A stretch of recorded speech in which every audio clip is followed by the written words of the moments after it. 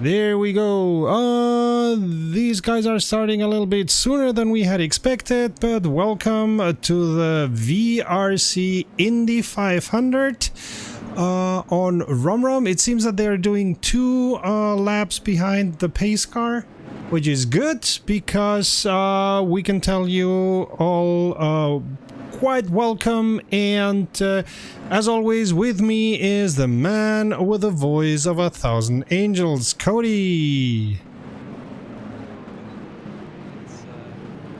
Let's turn left. It's gonna be a fun one. This is a full length Indy 500. This is the VRC. Sort of tell me a little bit about these guys. You know a bit more about them than I do. Not very much. They are a Russian group as far as I know, but they accept people from everywhere. In fact, I was contacted by Jan-Erik Steneker, who is also in the Global Enduro, who also did an Indy 500 a couple of months ago that we streamed.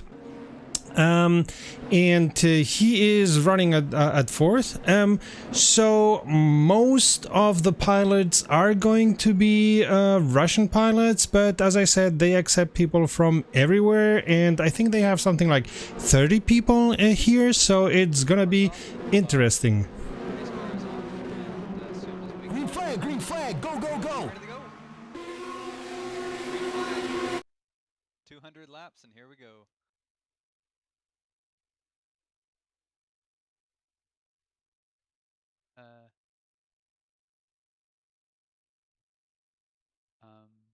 Attention grid, will all non-essential personnel leave the grid now? Are you I seeing don't- what I'm seeing? I'm not seeing any cars. Are you seeing any cars? Either. Uh-oh. That's interesting. Okay, yeah, they're back into the boxes. Something went wrong with the server, I would say. I was thinking, okay, I did something wrong because I just started the overlay. So apologies to everyone, but through a miscommunication, I thought that we were going to start at 2030, and I was preparing everything for 2030, and then I heard, no, they're starting sooner. So I'm building everything up as we speak, although this thing that now the cars are in pits or even in the garage has nothing to do with me at all. Indeed, it looks like we're diving back into a warm-up, so I think perhaps there may have been an issue with the server, because you guys saw they were gridding up. We had gone around a couple of laps, a couple of formation laps, and the green flag came out. As soon as the green flag came out, the cars disappeared from the server and went and repopulated the garage. So now you're seeing an onboard right now of some cars in the garage. You've got the number 14 there of Denis Lysenko. Oh, I can choose any other car you want, but they're all in the garage, so. Yes, indeed. But we will be keeping you guys up to date. We were starting, so we went live.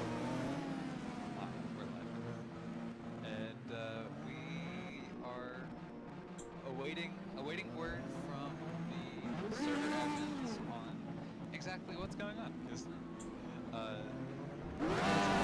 information on why this happened as well. Very strange. So we see the first car going out, but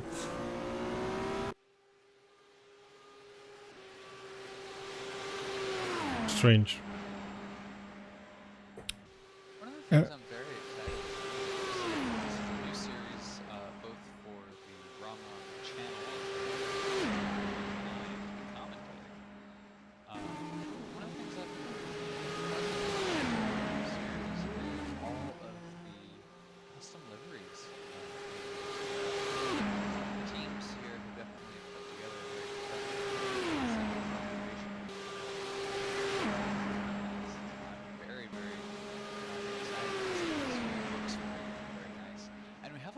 nearly full grid as well. 31 cars on this grid. More than just about as many.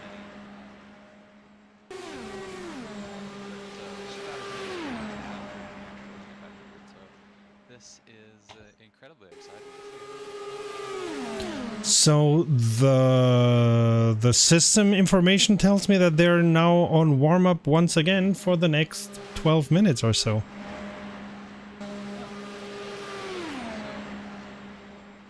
Let's call it interesting to call it something. Yes, perhaps it may be that a wrong button was pressed and they meant to go into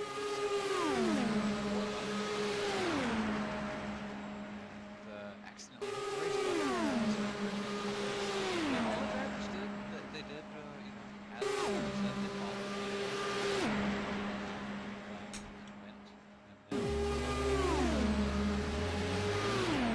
It was also interesting that they did two laps behind the pace car, but some do so.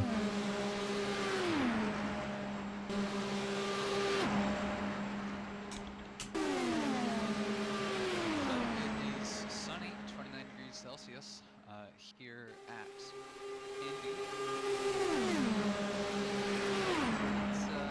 It's nice and dry, so I don't think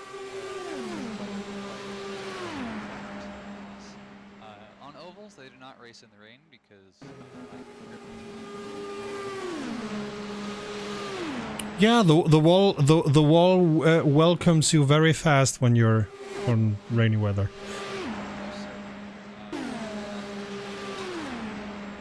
we're racing Yep. whenever it rains, it kind of fills up a little bit. Texas Motor Speedway, my home track is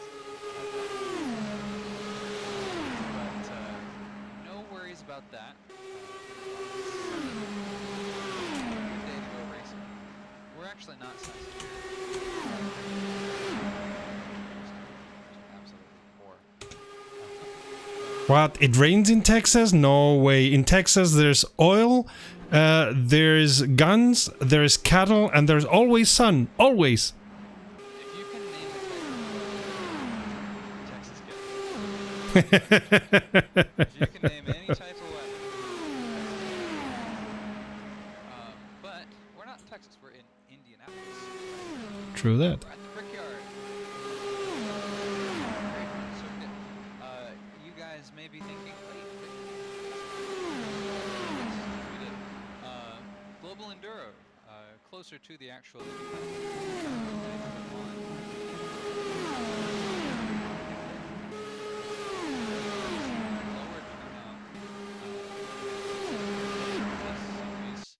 but for the most part, Attention grid, very, all very non-essential exciting personnel leave the grid now. and fun-filled race. A lot of crashes, a lot of trading places back and forth, and a really, really close battle for the lead towards the end, which was quite a bit of fun. It may not have been the lead. I think it was the battle for second. Very close battles towards the end. With this series, these guys are also really, really, really close, really competitive. From the times that we've seen here, they've been absolutely on pace, every one of them with each other. Alright, it looks like we're starting to grid up again. This might be attempt number 2 to start the race. We ran our warm-up, we've got it going. As soon as the cars get on the grid, we will start our formation lap and then get going at Indy. Cross our fingers, knock on wood.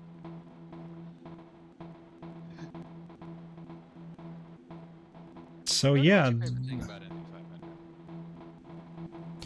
500?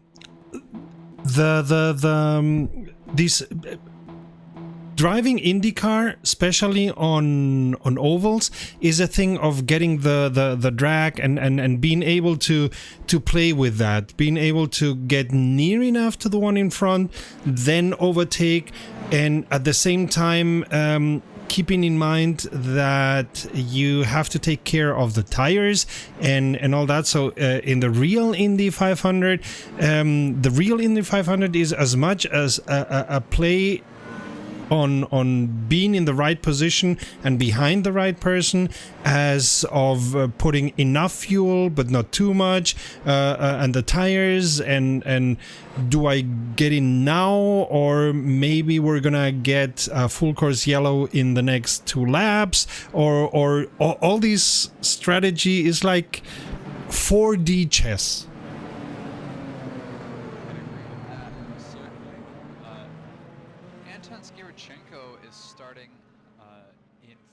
Today, Savaliv is in second, Zenkov is in third.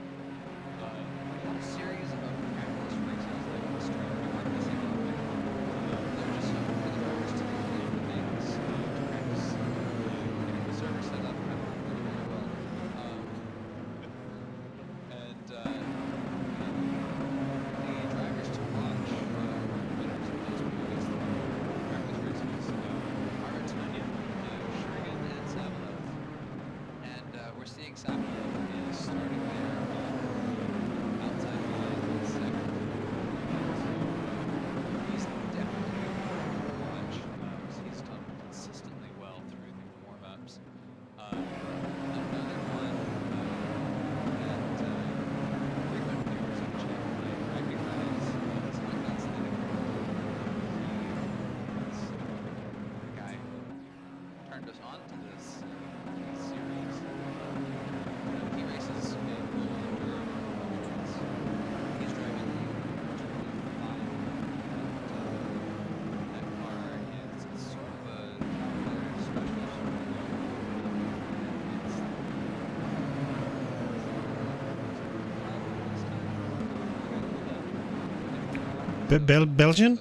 Belgian, I think. I don't know at the moment. I'm not saying anything. It just I prefer you get yelled at than I get yelled at. Hey, I'm used to getting yelled at, so I'll take it. So, he's currently running in fifth. I think that he'll be a driver to watch. He's on the this time.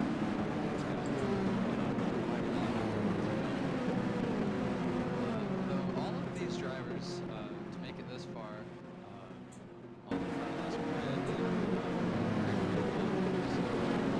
looks like these guys are about to begin. Open it up, we're getting close. As soon as we cross the bricks, Green flag, go, go, go.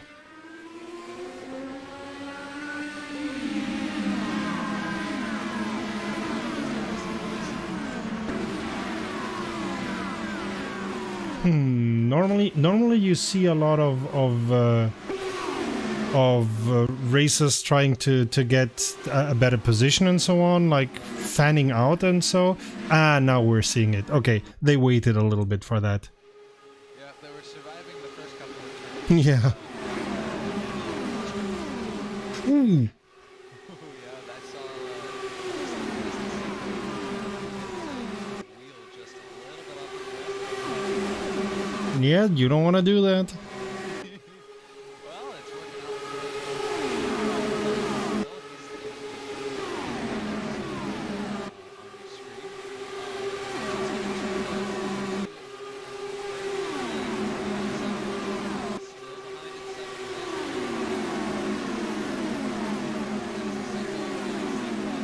Fourth, Bezrukov in fifth.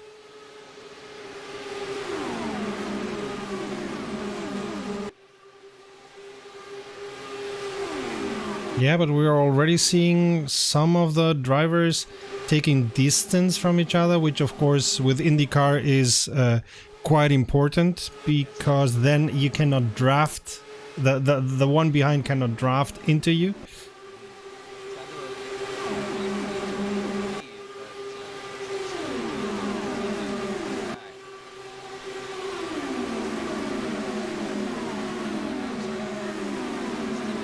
Further behind, we've got two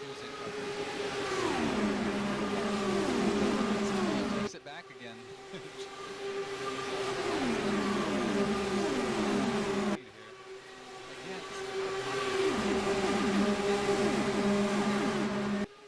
You can avoid a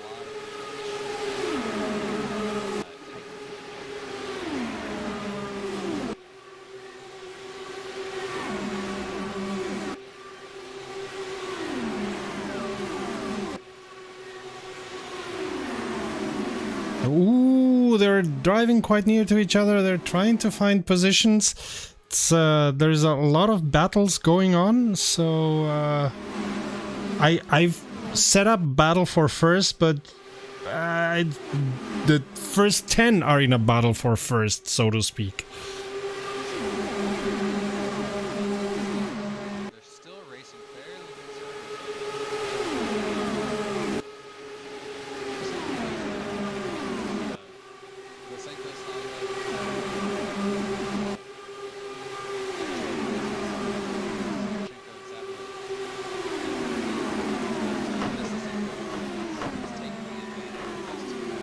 Yellow, yellow, yellow. slotted himself right behind. Yellow, yellow, yellow. No. Everybody slow down. Uh-oh. Yep, we've got a yellow flag.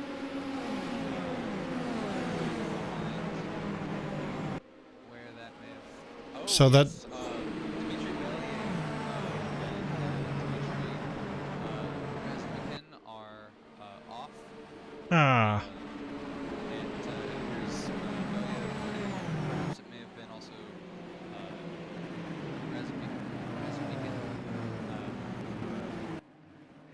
Had a bit of a crash there and caused that. And there comes a pace car. Yeah, so pace car is out. Lap 6. Early on in this race, yeah, you can see the skid marks there as the drivers go around. See a little bit of wing also still left on the track. That was where Believ went off. I think he may have had a touch either with another driver or with one ball. Just lost it on corner entry and slid right into the outside wall on corner exit. Just lost all the plumbing of his car. Yikes.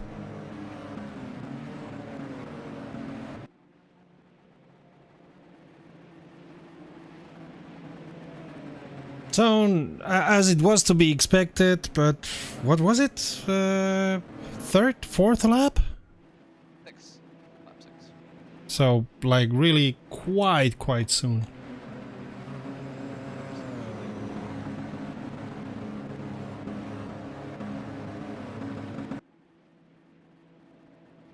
Kazakhov Racing is doing really well. They're rounding out 4 of the top 5 spots so far. Alexei Sablev is in the Oxflame team car at number 27. It's the same team that Hakyan Steneker is on. Hakyan Steneker started in 5th. He's down into 6th now. Nikolai Bezrukov for Zakhov Racing is overtaken now.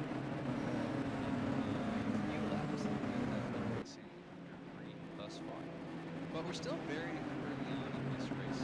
There's a lot of cars still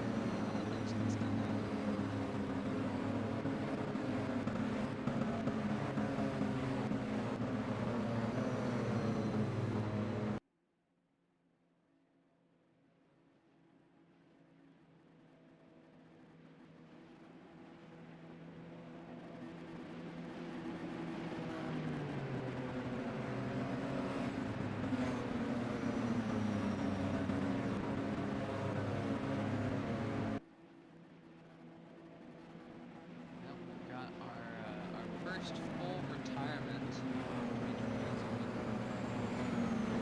Well, was to be expected, right? Indeed. And then I believe Dmitry Believ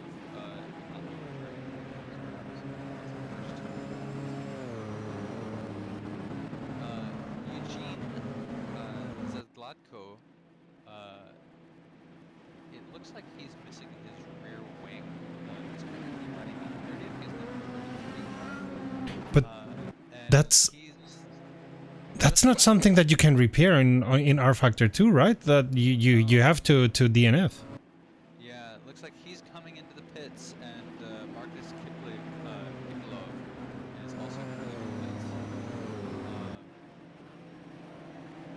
Peter Sokolov also has just pinned in, but he has his rear wing. But yeah, it looks like we may have lost a few drivers, a few hit the wall with the back of your car, or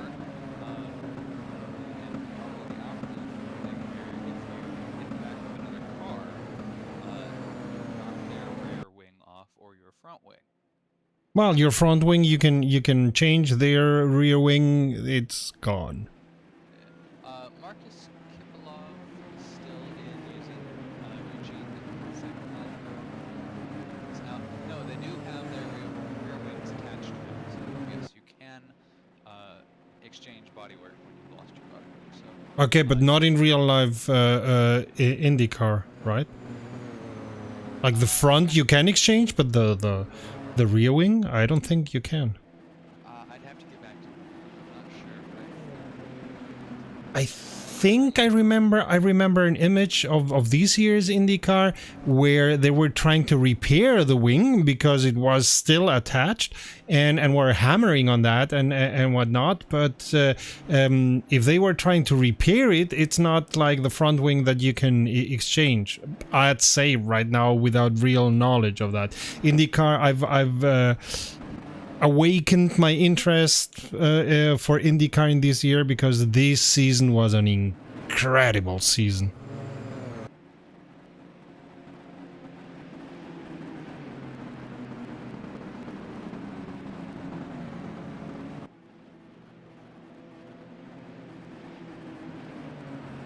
So pace car still out, if I see it correctly. Yep, there it is.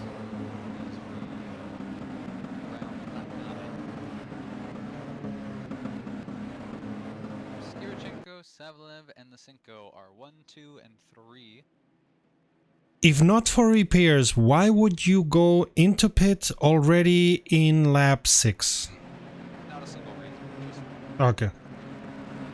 Okay. and all the drivers who came in had some Mm-hmm. which, whenever you're racing at the start so closely, it's possible. It's very possible.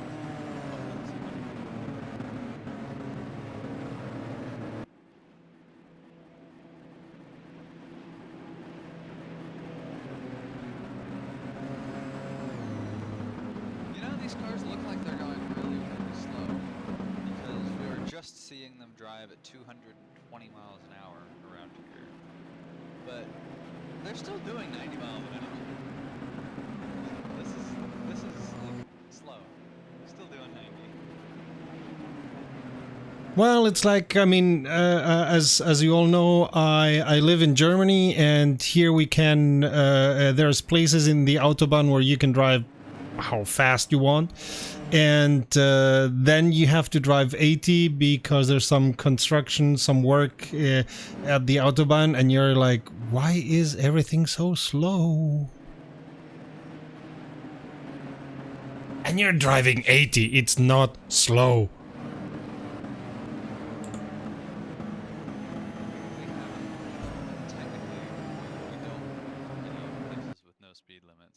Places where the speed limits just aren't enforced. We've got like express lanes in the middle of our highway. That's like a 2-lane road in the middle of a big highway.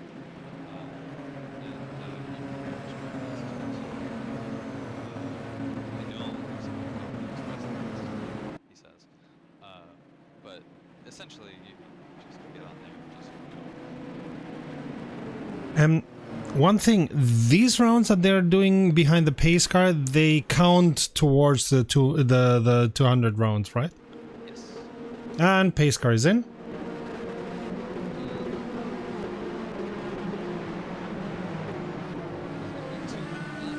Green flag, go, go, go! And they're started again. Ooh. Lysenko and Savelyev are just playing around, trying to find the best way to get ahead of the other.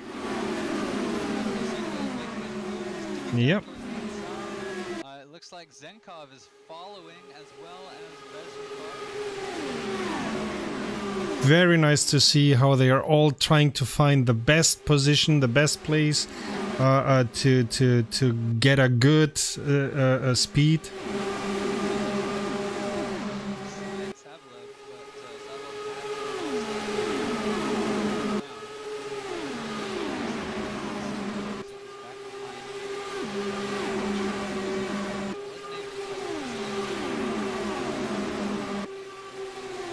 Well, there's still 189 laps to go, so hey.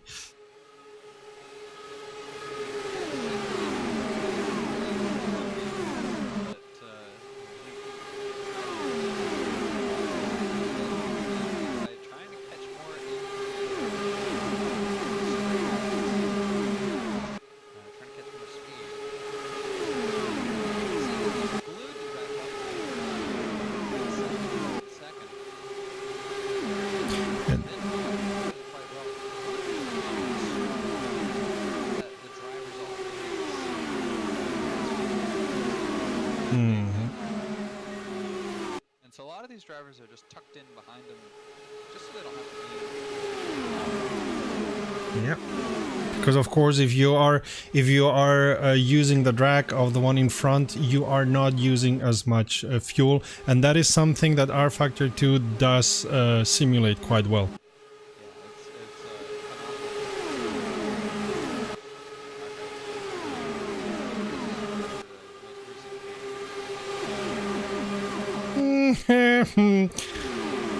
Has got 21. the one that should not be named. Yeah, we'll name it anyways. If nothing else, just to plug the video we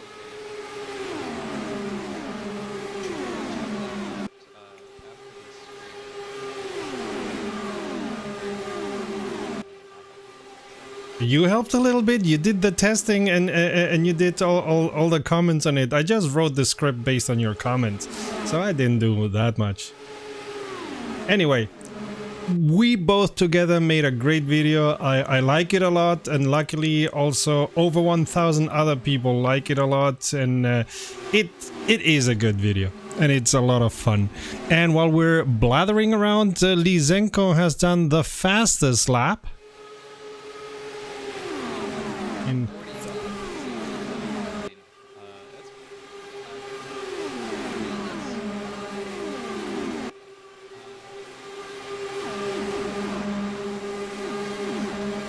Of a second. Yellow, yellow, yellow.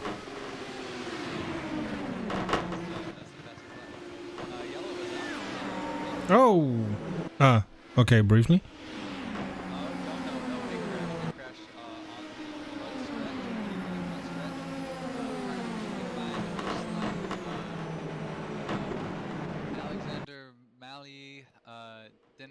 Kazakhov is off.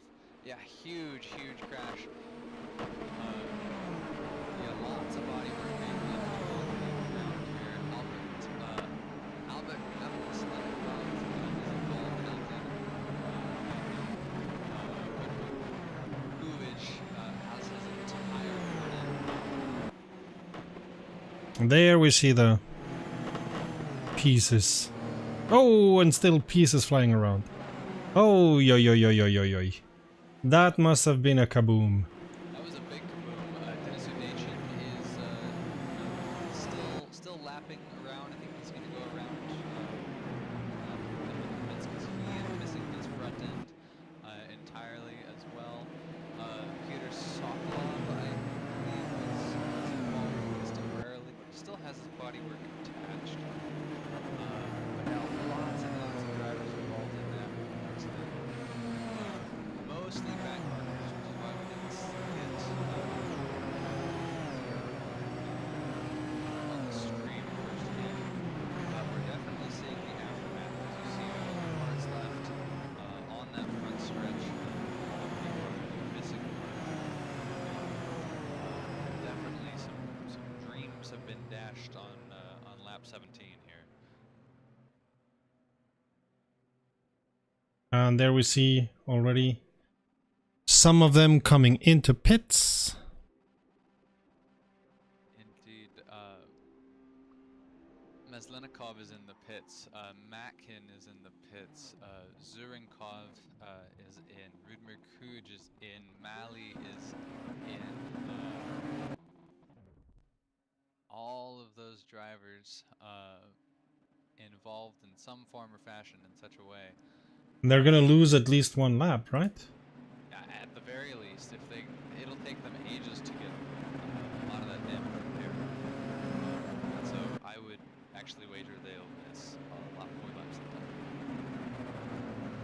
But on the other hand, this is IndyCar, and you can expect, even in real life IndyCar, you can expect full course yellows. Not as many as with NASCAR, but still.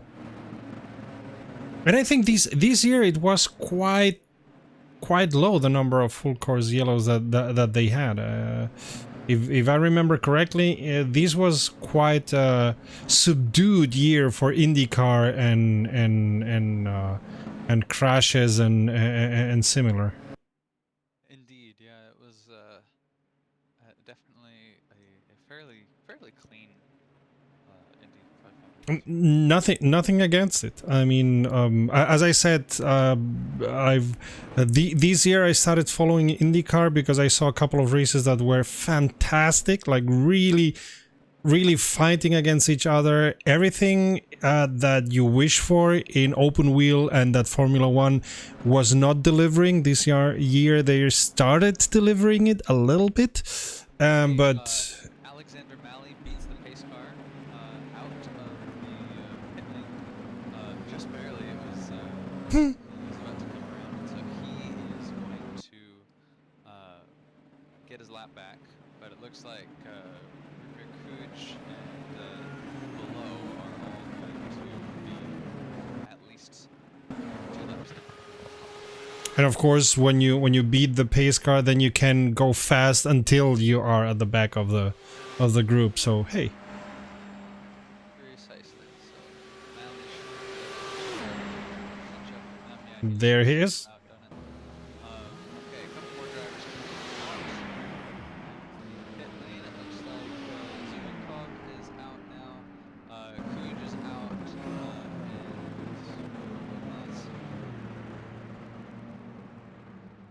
I saw 3 drivers up. Looks like.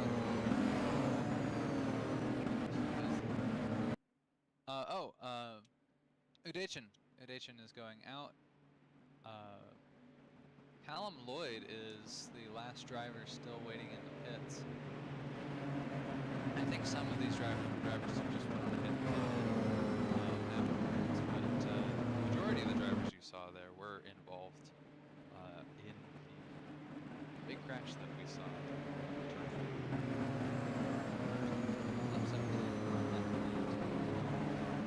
His car is still here. We will see if he remains.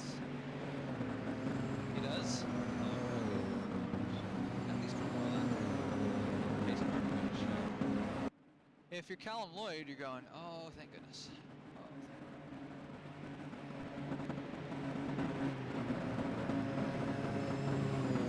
Yeah, Macon unfortunately lost 3 laps. Mazlinikov also 3 laps down. Merkuj lost 2 laps. Zurinkov lost 2 laps. Malley did end up losing 1 lap. Callum Lloyd just now coming out of the pit lane, and he is also lost.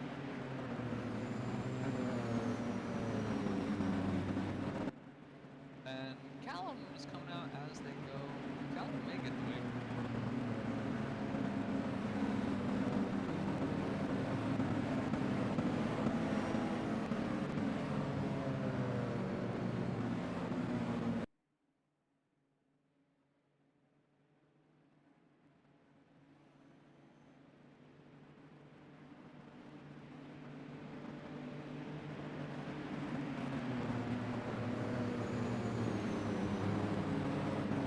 Pace car still out.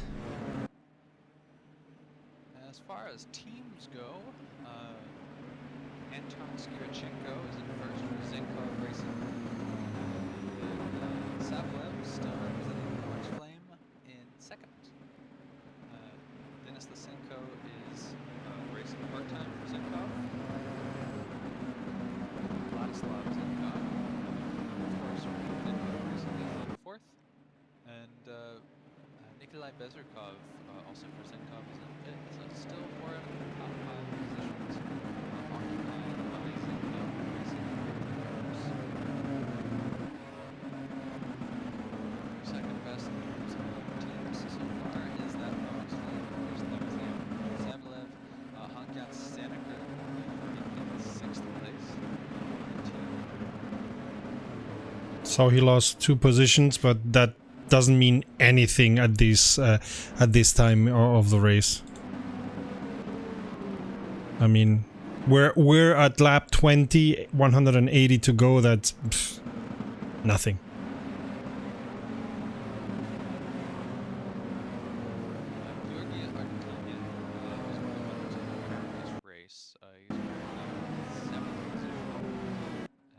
That's a pretty good spot. I'd like to be in 7th position on lap 21 of 2. That's a decent spot to be because there's not as much pressure to run out your tires, just wear things out, trying to stay out in front. But you're poised pretty well to be able to strike there about 7th to 10th. Interestingly, he's taking the curves quite wide. Maybe something to do with the temperature, because that's another thing. And pace car is in. Green flag, go, go, go! And we're single file.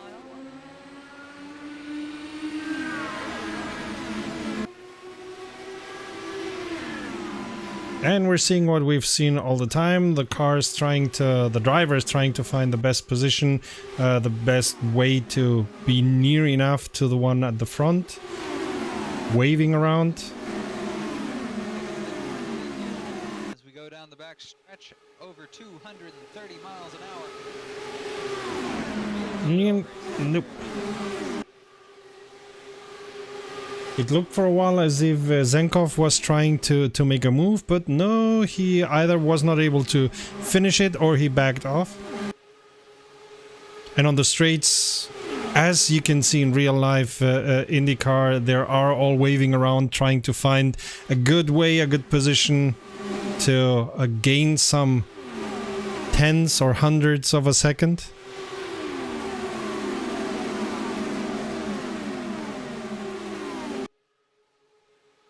We are seeing this race on R Factor 2, by the way, just in case we didn't say it often enough. As was the race with Global Enduro. Oh, and by the way, the VRC... Oh, well, we see a piece of car on the track.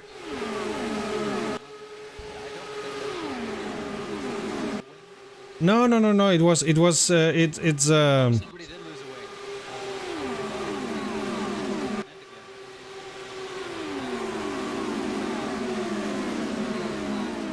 That's Callum Lloyd's front bumper. yeah, and he's in pits. 26th position. He's the last. 2 laps down is Robert Cooch. That's a fortunate luck there. And here we go, back there. If only in real life you could gather the pieces of the cars as fast as that. And as easy as that. Oh! We're seeing... Is it Zenkov? No. Zenkov was... Yeah, Zenkov was parallel to Savelyev, but at the end did not overtake Savelyev, interestingly enough. But now... Nah, they're wheel to wheel. Let's move to that battle.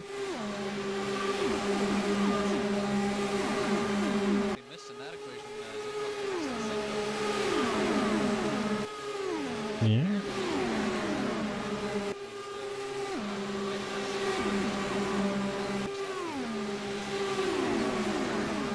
Yeah, he's trying all the time to find the right line, mostly on the inside. But Lysenko is also trying to profit from that situation. That's interesting. It's Zenkov racing 2-3.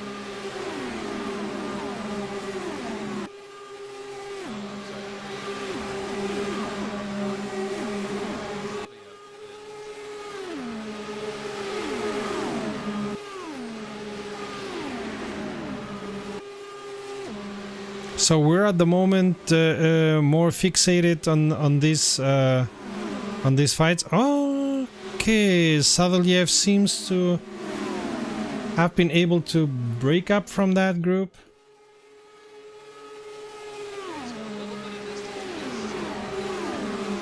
Nope.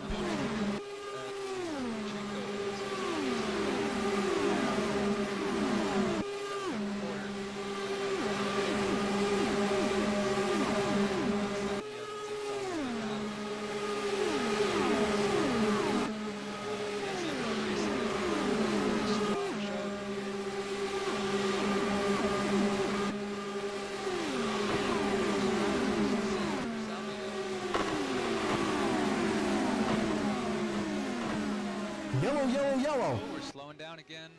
We've got yellow, yellow, yellow. It looks who is that? Big crash, big crash.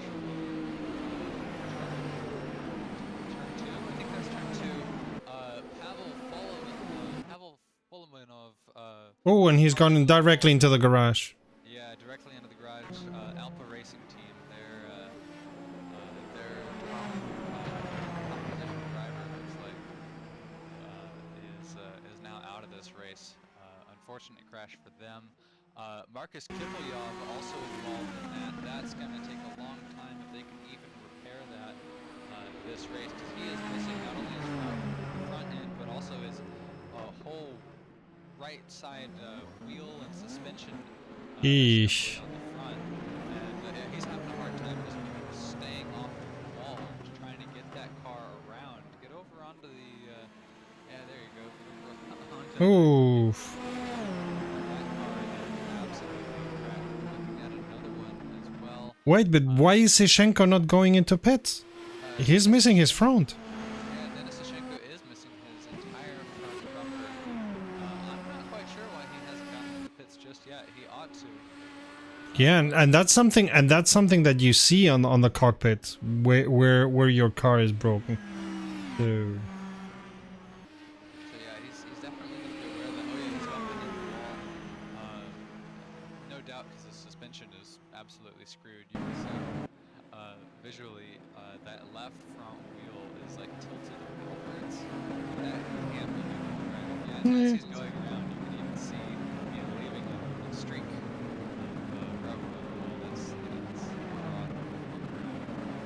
So yeah, he's definitely aware that his car is not at 100%. He's staying out. And again, he's also staying out. That Why? I That think this is now right the moment to do that. yeah, the damage is worthy of a meatball flag. That's a black flag Yep. circle that tells the drivers that they need to come into the pits to repair damage when they disqualified. Yep. And Shinko is definitely a qualifier for a big old meatball flag. I think officially it's called technical warning or something like that. Not quite sure. Indeed, but everybody calls it a meatball. No, of course, because it's a meatball. Exactly. Everybody calls it by what it is, a meatball.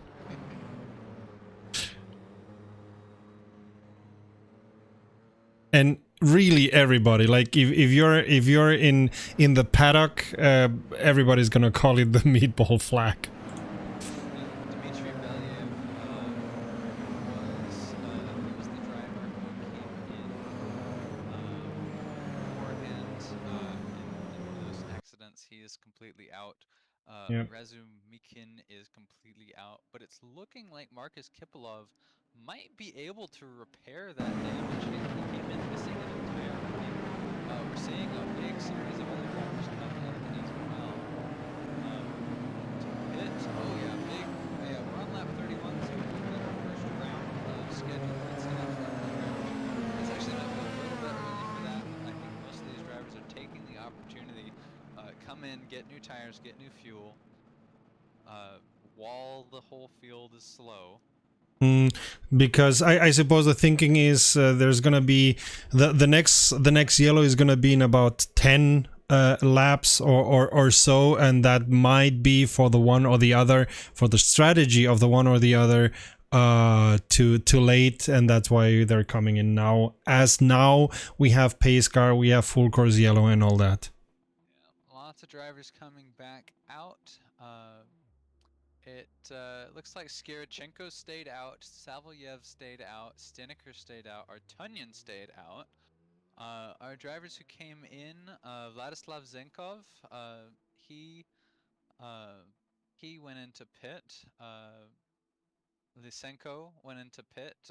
Zenkov and Lysenko are running 10th and 11th respectively now. Bezrukov as well. He's now running in 12th. So the drivers who came into pit didn't lose too much time from it, but they are definitely going to have to make those positions back up. But they're now on freshly fresh tires. I want to check on our meatball, our meatball driver. Where's our meatball driver?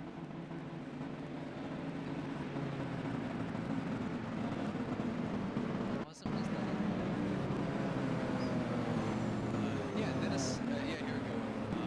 Denis Ishenko. He has now come in to repair that front body damage that he needed to do. I don't know why he stayed out for so long, but he is in now. It's getting there. By the way, I found the button. There is on the overlay for R Factor 2, there is something new that they put in, I think a month ago or something like that, and it's called energy remaining. While it's mostly thought for the Formula E, for the virtual Formula E, we can use it also to see how much fuel they have remaining, and we see that the first three, they have 40%, 43% and 47%, while those who went into pits, not surprisingly, have 98% and similar.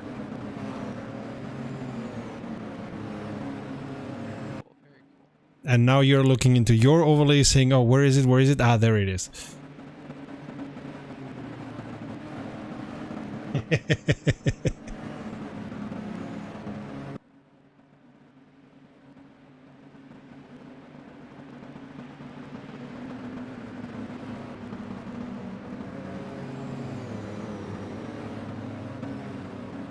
looks like every single driver past position 10 has come in.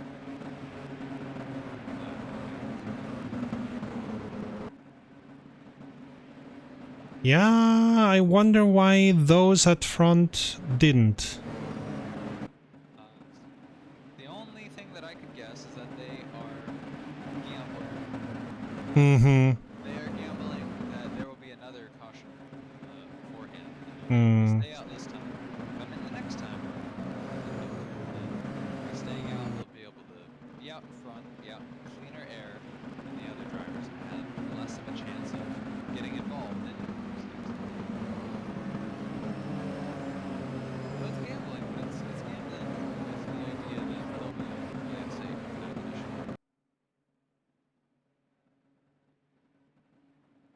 We are on lap 32, so at the moment we've had like kinda every 10 laps a pace car. So yeah, it's an informed gamble.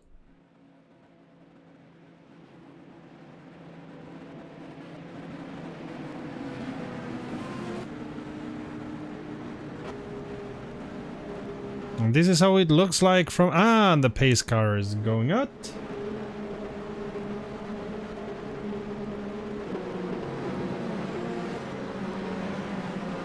And soon we're gonna see it all over again. The fanning, the waving, the trying to find the best position, the best way to overtake. Of course, all these full course yellow eat up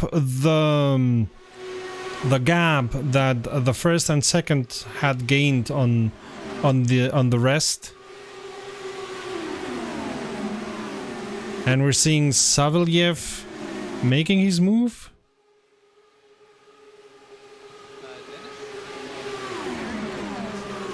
Oh.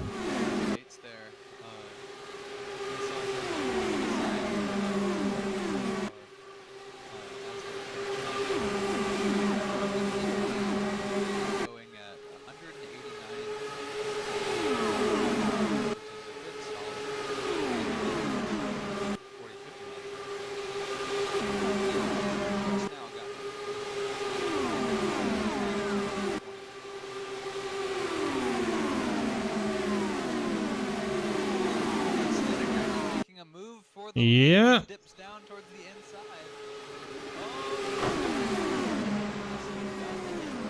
Of and Anton. Yellow, yellow, yellow. Yellow's out.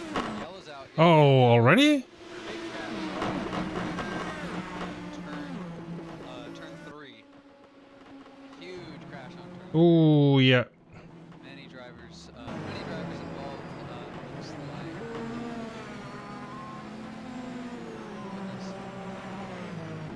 Heavens, they didn't even wait 10 laps. They didn't even get their outlap. Nikolai Bezrikov is involved. Roman Kazakhov is involved. Eugene Zaklado is involved with a missing front and rear wing. Nikolai Bezrikov, I think we may have mentioned already. Shuriying even without his front wheel? Oh my goodness, Denis Lysenko, who was previously battling for third at the beginning of this race, or he was sitting in third, he was battling for second at the beginning of this race. He is now missing front wing, his entire front fascia, as a matter of Yikes. fact. Yeah, full course yellow is out. Lots of drivers.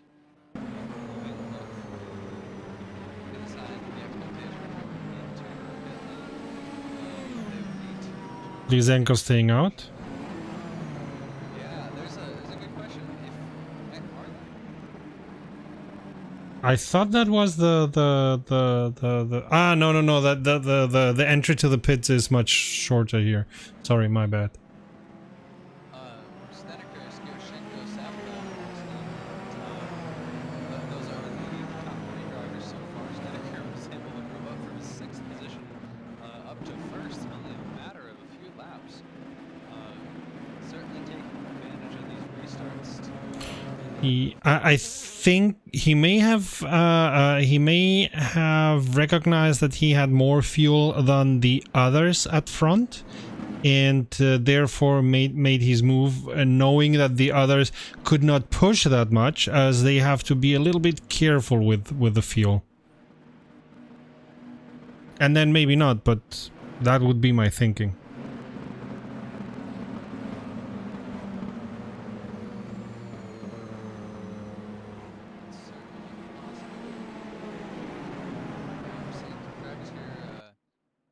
Shurigan, I believe, Vladimir Shurigan, he lost an entire wheel. I think we may have missed him in the shuffle as we were naming, but he lost an entire front right wheel.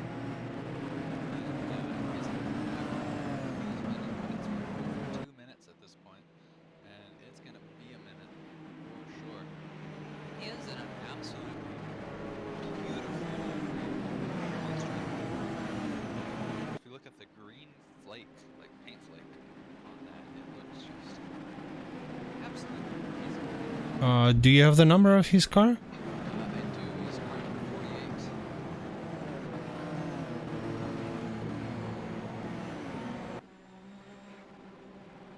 48. Oh, he's in pits. Yes, he's sans wheel right now.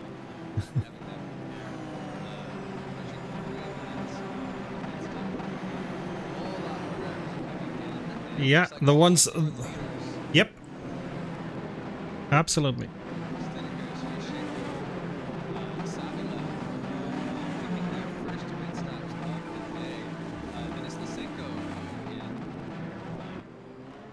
Oh! No, I thought.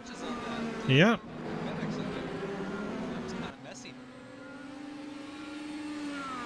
I mean, there's touches in real life, why not in virtual?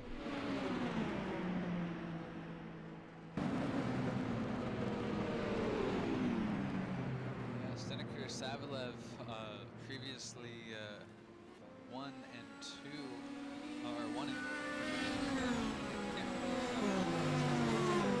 Skirchenko is right behind him. Skirchenko actually beats Stiniker out of the pit lane. Skirchenko currently running 14th after that. Stiniker then in 17th. Currently on lap 38 of 200 in this Indy 500. That's gonna take a while.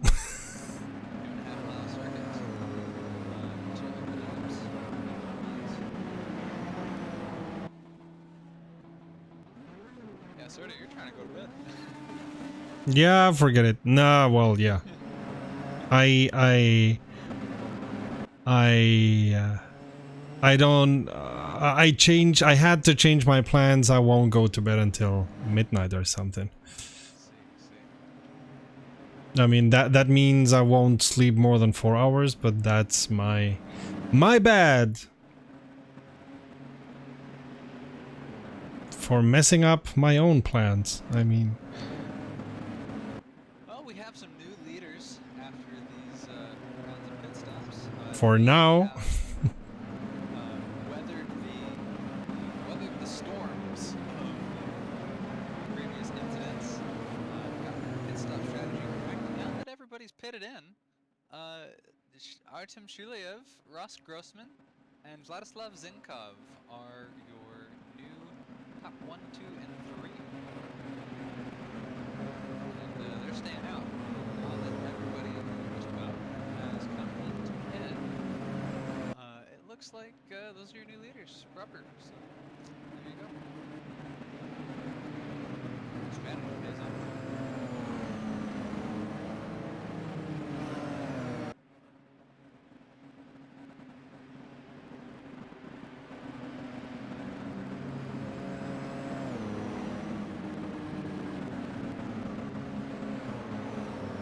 Best laps of these guys.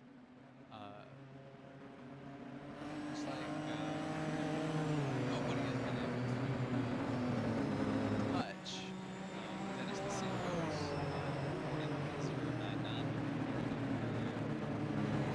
But Nikolai Bezrukov got close to 40.115. Best By the way, by 1,000th is Elliot Simpson with a 40.1. lights are off on the pace car, so I suppose it's going in as soon as he finishes the lap. Indeed. The number 22 got very, very lucky. Or not, position 22.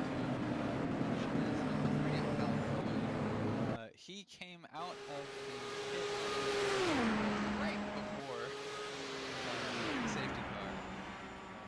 So he is now zipping around to the back at 200 miles an hour. In this train, only 1 lap down. He is longer, or he will not be 2 laps down. Zippity doo zippity a, my oh my, let's get back to the pack. Indeed. Speaking of getting back to the pack, we're about to get back to racing as the pits hit. Safety car goes into the pits.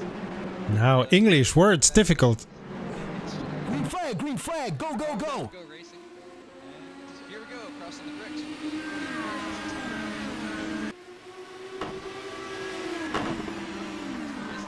Yellow, yellow, yellow! And what? On the start, we watched the start.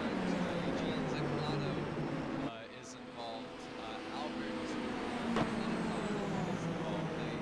Looks like they two bumped each other on the starts there. Pavel Volominov is now in retirement, it looks like. So Oh, there goes, yikes, oh yikes. there goes that. That's I mean, it's quite typical, the situation. We see that also in real life oval, NASCAR or whatever oval.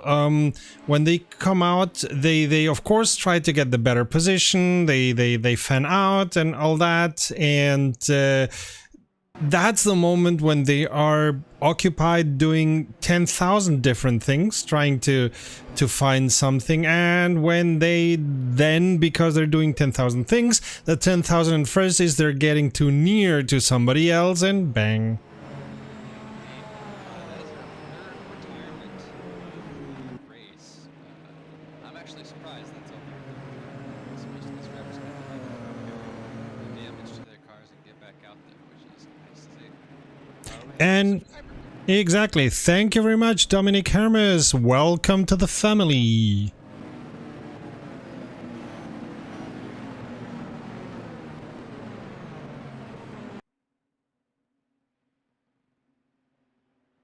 So they're fanning out behind the pace car? What?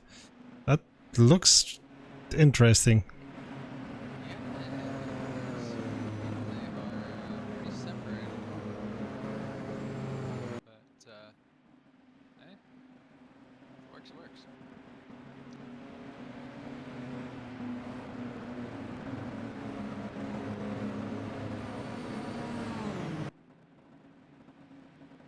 And we are that well, as I said, it happens also in real life, but it's always a little bit funny. Like they just started and it's full cross yellow all over again, and you're like, okay.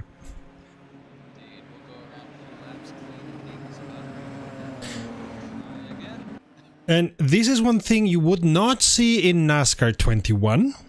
Because NASCAR 21 doesn't have any yellow flags at all, nothing. You're in the middle of the track and they all bump into you, making you fly. We have a nice image of that in the video of NASCAR 21, which is, well, it says everything about NASCAR 21.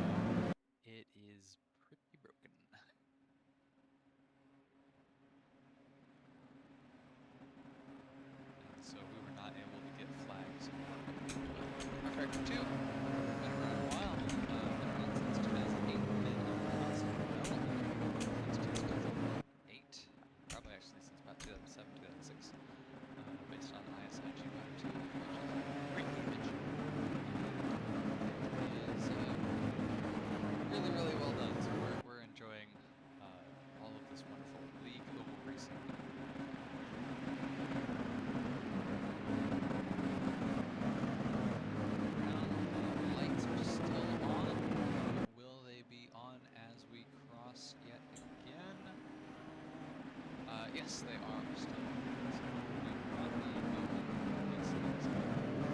Not yet. We'll get there. Meantime, Shulev is going to get some points in.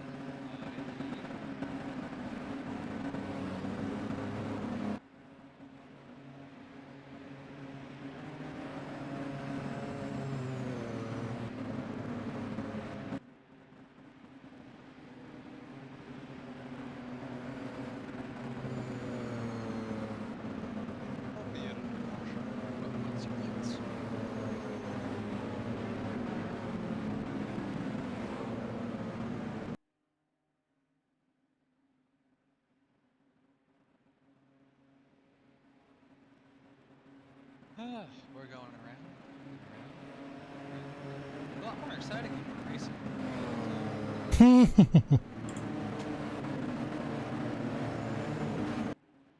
know what I'm looking forward to?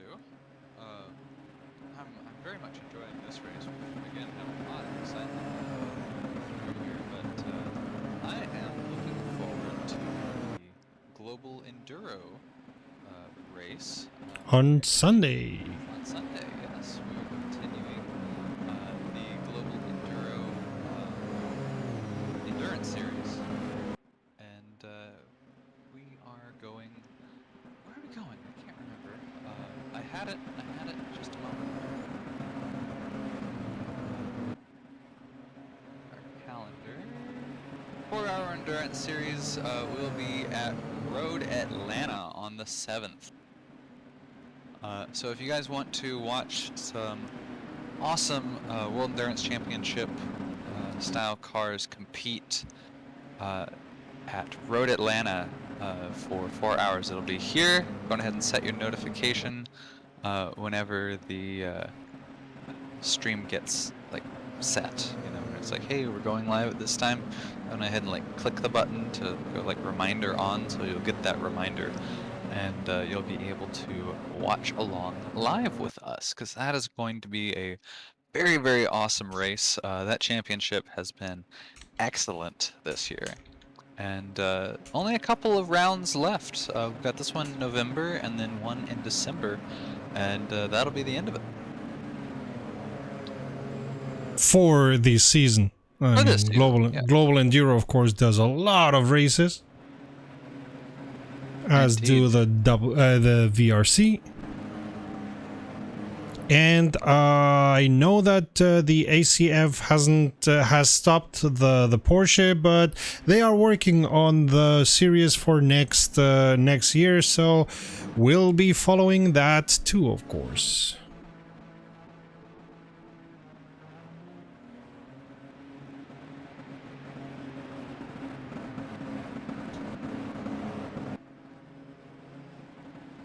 So, a question to the people watching in the stream. We've been told that Cody cannot be heard. Can you please confirm or deny? Oh, yeah. Can anybody hear me? Because I think I can be heard. I thought I could be heard. Yeah, at least I checked everything, and you should be heard. But it seems that I don't know. It might be in. I'm not lighting up on your on the stream. I'm not lighting up on the stream. Oh, yes, you are. Oh, I am lighting up on the stream. Oh, yeah. Okay. I am not. No. Ugh. This is all a little bit strange. There's a bit of a delay on the stream, so maybe that's not the most accurate. But yeah, it's. I can be heard. Maybe turn me up in OBS. Or turn I did already. So I've made you exceedingly louder, so I hope that now you can be heard too, right? But hey, maybe cool. Yeah, we hear two people. Wait, where? Perfect. Hey, Thank you, Dominic. Lights are out on the pace car, and we're about to get going again. Shuliev out in front, Ross Grossman out in second, Vladislav Zenkov in third.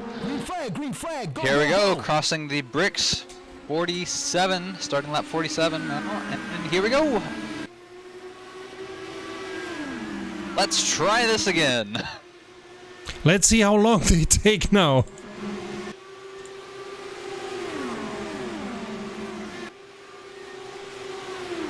And of course, again, with the weaving and trying to find a place and all that, and is inside better than outside, is outside better than inside, as it's always the case with ovals. Not only IndyCar. Go ahead. Denis Zerenkov has had the absolute worst luck with restarts. I don't know what's going on, if it's his pedals or if it's his car or something, but he will start off on the like on the restart. He will put down full throttle and just like very little will happen. He can get up to speed, but it takes him ages. It's like he doesn't have all of his throttle to get it down. Like his acceleration is so slow. Grossman now taking over the first position. Shulaev not allowing him to, so trying to get it back. Nice battle going on. The battle continues. I'm going to keep you guys updated on that driver. He's currently running in 24th, Zerenkov, but yeah, he's having an issue of sorts with his car. Yeah, he's running like several seconds a lap off now. Shuliev and Grossman are side by side as they go through this corner here into turn. Ooh. Oh well, my Grossman going to the outside and like really inches away from Shuliev. Oh yep. I think Romanenko may have tapped the wall a little bit behind him third, but you don't want to do that. Not much. Still, you don't want to do that. Shuliev and Grossman are definitely battling it out now. Yeah. They lucked out on pit strategy, and now they are enjoying their lead and being kind of playful, to be honest with you. Yeah, like. And truth to be told, you have to admire how well they are battling each other, because it's not easy to do that on IndyCar. It's not easy to do that on oval. It's a difficult situation, and Shulaev taking the inside, the lower side, and therefore getting the advantage. But I'm pretty sure that Grossman will stay put. Yeah, there we go. He's now on the inside, on the low side, so to speak. Grossman doing a very, very good job to get the overspeed out of that corner. You know what? Maybe they have this silent understanding that some pilots have with each other, and they're making like have a lap, you go in front, have a lap, I go in front, so that they can go away from the others using each other's draft. From different teams, but yeah, That it does doesn't look matter. like they might be drafting buddies. Yeah, I mean that doesn't matter at the moment. You don't care if you're if the drivers are in two different teams. You're trying to get yourself into the better position and end up only having to fight one other driver and not 31 other drivers. Well, 29 at the moment, as we had 3 DNFs. It's very true. Around a super speedway where you are full throttle or mostly full most of the race, the last place you want to be is by yourself, because drafting is key. Yeah. That's a big part of the very interesting strategy. It's one thing that I've noticed with American sports, American versions of sports like baseball, American football, and so on, is they are more strategic than you would imagine at first sight. Like, if you see oval racing, you say, oh, well, big whoop. They're racing all the time in an oval. There's nothing that they need to do other than going on the throttle. Yeah, no, there's much more to it than you would think. And I've come to appreciate it much more in the last years. Also because you have been a good guide. Every time that I had a question about oval racing, of course you know better than me, and you were saying, oh yeah, but think about this and think about that, and they do this and they do that. So I've come to learn how strategic this is. Yeah, such tracks that seem easy, like Indy, where you just a square left into a square left into a square left. They're easy to learn, but oh boy, are they hard to master. And we're seeing these drivers, you know, racing within inches of each other, inches of the wall. It is truly a game of hundreds of miles an hour and millimeters. I still consider baseball incredibly boring. Sorry to everyone who thinks otherwise. Baseball's fun if you're batting or if you're pitching, but if you're watching, it's not fun. Yeah. Oh, I take that back. It's fun if you're good. I really enjoyed, you know, whenever I was a good bit younger, 2011, watching, you know, my team, the Texas Rangers, go to the World Series, but I really haven't watched them since because they're bad now. But hey. And come on, World Series? They don't even have the Japanese in there. Hey, Canada, the Toronto Blue Jays. Oh yeah, Canada. Yep. So it's the U.S. and Canada. You could call it the North American Series. Be just as accurate. It's like with NATO. So yeah, NATO is the European, many European states and the USA, and Canada is like, excuse me.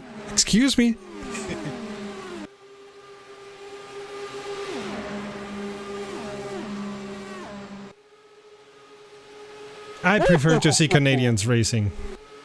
I was looking at Georgi Artanyan, and he was coming around turn 4 incredibly hot.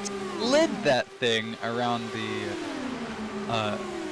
the outside, trying to get around Salvayev.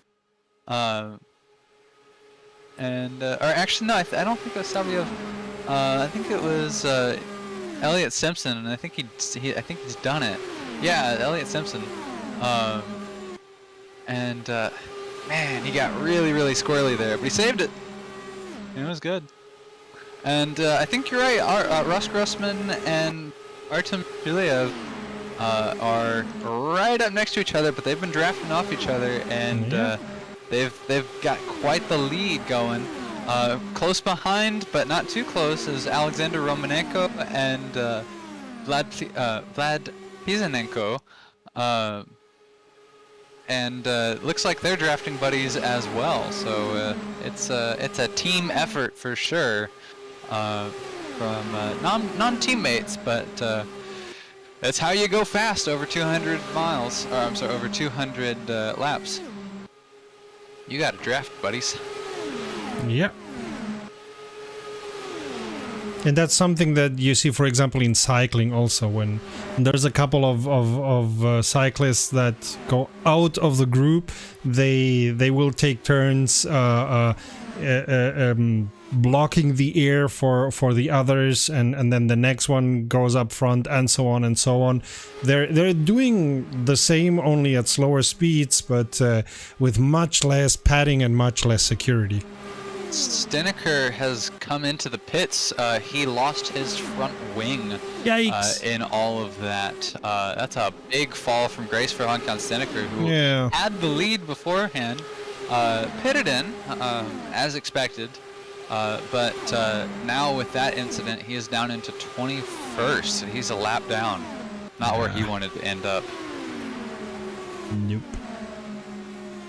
We are now past the quarter mark. I've got a bit more to go. Oh, I'm looking at P1 here. Ross Grossman and Shulev were flashing up and down on my timing screen. I think that's just because they are like moving real fast. Zhirinkov they're going to be lapping soon, if I see it correctly. And now Shulev goes front. Or maybe not. He's taking the inside. Nope. Oh, Grossman cutting down real fast there. Yikes. That could have been the next full course yellow. Bavilev just put in a sub 40-second lap time, 39.992.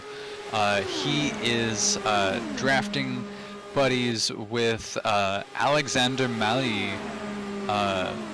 It's Proxiflame and VRC team collaborating and being drafting buddies there, but Salvayev definitely really fast lap from him.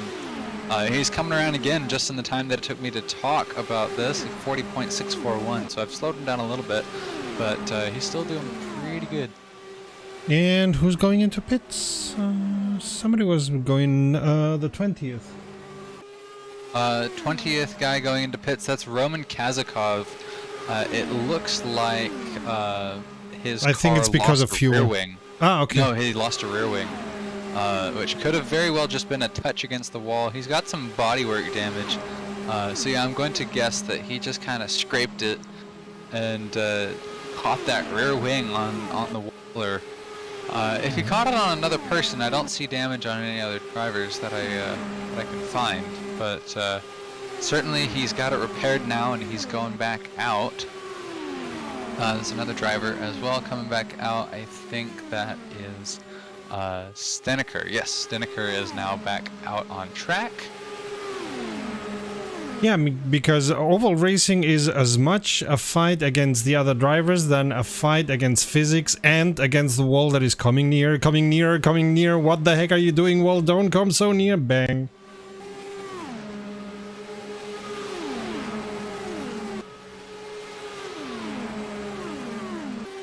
So if they continue like that with no full course yellow, we're gonna be seeing some of them getting into pits quite soon. Lloyd only has 23%. That's not much. Yeah, we're right now looking at Shulev and Grossman. They're catching up on a lap down car, and you can see Grossman like dipping down, trying to follow the lap down car so that he can catch some of that draft and move just a little bit further ahead. Ooh, Grossman taps the wall. Grossman definitely taps the wall, yeah. And it allows Shulev the opportunity to get around the outside, carry that overspeed, and now Shulev's your new leader. And Grossman was fanning quite near to Shulev. And by the way, Pizanenko and, whoa, let me check, Romanenko are now also quite near. They were about a second away from these two, but now they're nearer.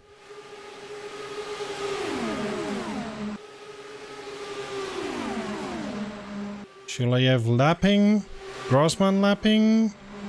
Ouch. Poor lapped car touched the wall. Yeah, allows the opportunity for Shulev and Grossman to get ahead. They've got some drivers who have caught up to them, though. Oh! Pizanenko and the lap car went against each other. Oh, yes. Yeah, Romanenko is stopped on the track. It looks like... who is that other driver? It looks... Oh, goodness. Yeah, that's going to be a full course yellow for sure. There we... Ooh!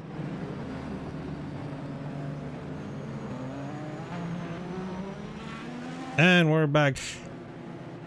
If I'd be Shulev or Grossman or Pizanenko or so, I would go into pits. Because they're low on fuel. There comes a pace car. I didn't exactly see how it happened. I just saw it at the background. But it didn't look as if one of these two did something wrong. But I suppose that one of those two went into the other for whatever reason. I think I found the other driver who was involved. This is Callum Lloyd with his third bumper, his third front wing lost of the race. Yikes. So far. And then he also had a little bit of smoke coming out of the back of his car. He may have had some over-rev damage, possibly on his engine. I'm not seeing it now, but I did see it when I first switched over to him. So hopefully, for his sake, that was just a visual bug on my part. But oh no, it's still happening. He's still getting that. Yeah, intermittently, anytime he goes above about 5,000 RPM or about 5,500 RPM, there's a chance that he goes. Yeah, he's starting to smoke. Yeah, Callum Lloyd is definitely going to have a tough time. I think we're wondering why some of these drivers weren't coming into pit. I think perhaps the pit lane wasn't open at those times. Okay. Is my guess. That could very well be. I don't know exactly how the pit lane rules of the VRC are. I don't know if you can change the pit lane rules on R-Factor 2. I would have to look it up. As far as I know, you can, but R-Factor 2, the server system of R-Factor 2 is not something that I've looked deeply into, so I wouldn't be able to tell you.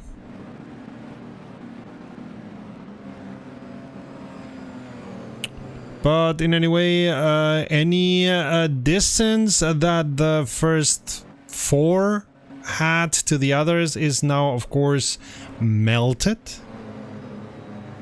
And let's see how the restart happens. Yeah, interestingly enough, I think the pit lane is closed because I would expect some of these drivers to get into pits to refuel. Yeah, there are no drivers right now in the pit lane currently. I'm looking at Alexander Romanenko's car. He will have to come into the pits because he is missing a. And there we go. Really. Pit, and then some pit. Yeah, the whole front of the field is pitting. If you are Honkian Steneker, you are going to be excited at this prospect. Honkian Steneker had some unfortunate luck, had to come in for a broken rear wing recently, and now he is staying out. He's currently 4 laps down, but this will give him at least a few positions, give him the opportunity to go around again, get a few laps back off the leaders, and he was, currently having the worst of luck, 27th position, and big fall from grace. He wasn't first before, now he's in 27th. But now, since he had just pitted in, He has a lot of fuel left. His tires are still good. We're seeing still some smoke coming up from Callum Lloyd's car. He might Who have did to get not that- go into pit, Who did not go into the pits? Yeah. which I don't understand, but hey.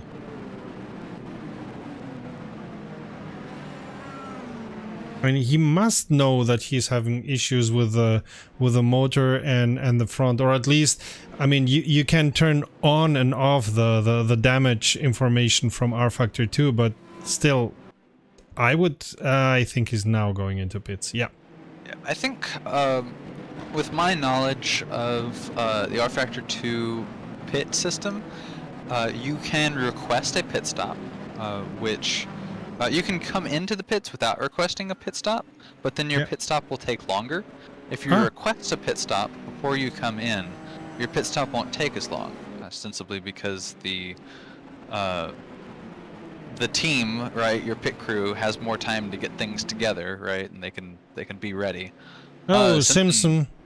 I'm going to guess that is a penalty for leaving the pit lane too fast or speeding through the pit lane on entry. We're also seeing another driver come into the pits who had damage. Oh, I see him, but what's his name? It was Pisanenko, Vlad Pisanenko. And yeah, he has now come in. He needed to do that. He's the number 666 car that's in green and purple? Question mark? I think that's purple.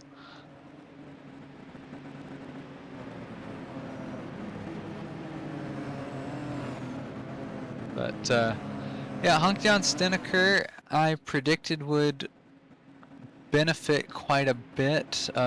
He's only made up one position so far, unfortunately. He is still laps down on most drivers. I'm trying to see. He's getting back some positions as drivers come in. We've got one more guy coming into the pits. It looks like goodness. I need big large side numbers like they have in NASCAR. There's a good reason that they have those big numbers on ovals.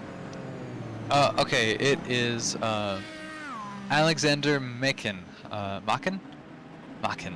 Alexander Makin has come into the pits. He's the number 500 car. He's white, blue, and with yellow mirrors.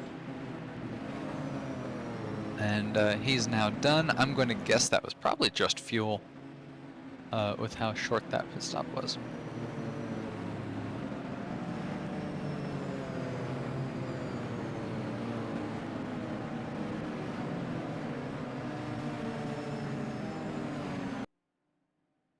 Well, Denis Ishenko is out in front now. Shuliev is in second. Zenkov is in third. Ross Grossman is down into fourth place. He was previously trading places with Shuliev for the lead. Alexei Savelyev was one of our early leaders. I believe he was trading back and forth earlier on in the race with actually a few drivers, but now he has worked his way back up to fifth place. He was down, he took an early pit stop and that punished him a little bit, but he's worked his way back up.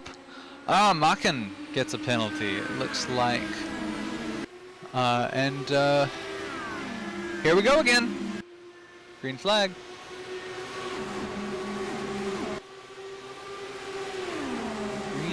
Green, we're going again. Yellow. Oh, yellow is up. Yay! Oh boy. Okay.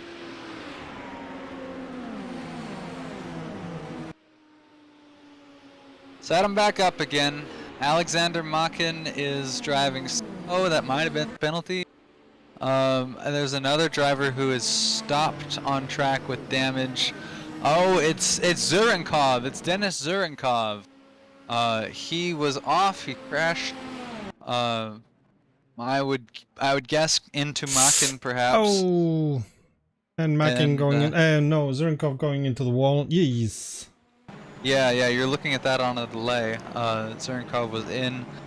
He is unfortunately now retired. That is his race over. Zernkov was previously several laps down. Not really a contender for the lead. Oh, got a driver who just went off there a moment ago and just spun off by himself. Yeah, I thought that was Zernkov. No, it wasn't Dennis Zernkov. Are the two Zernkovs? That's possible.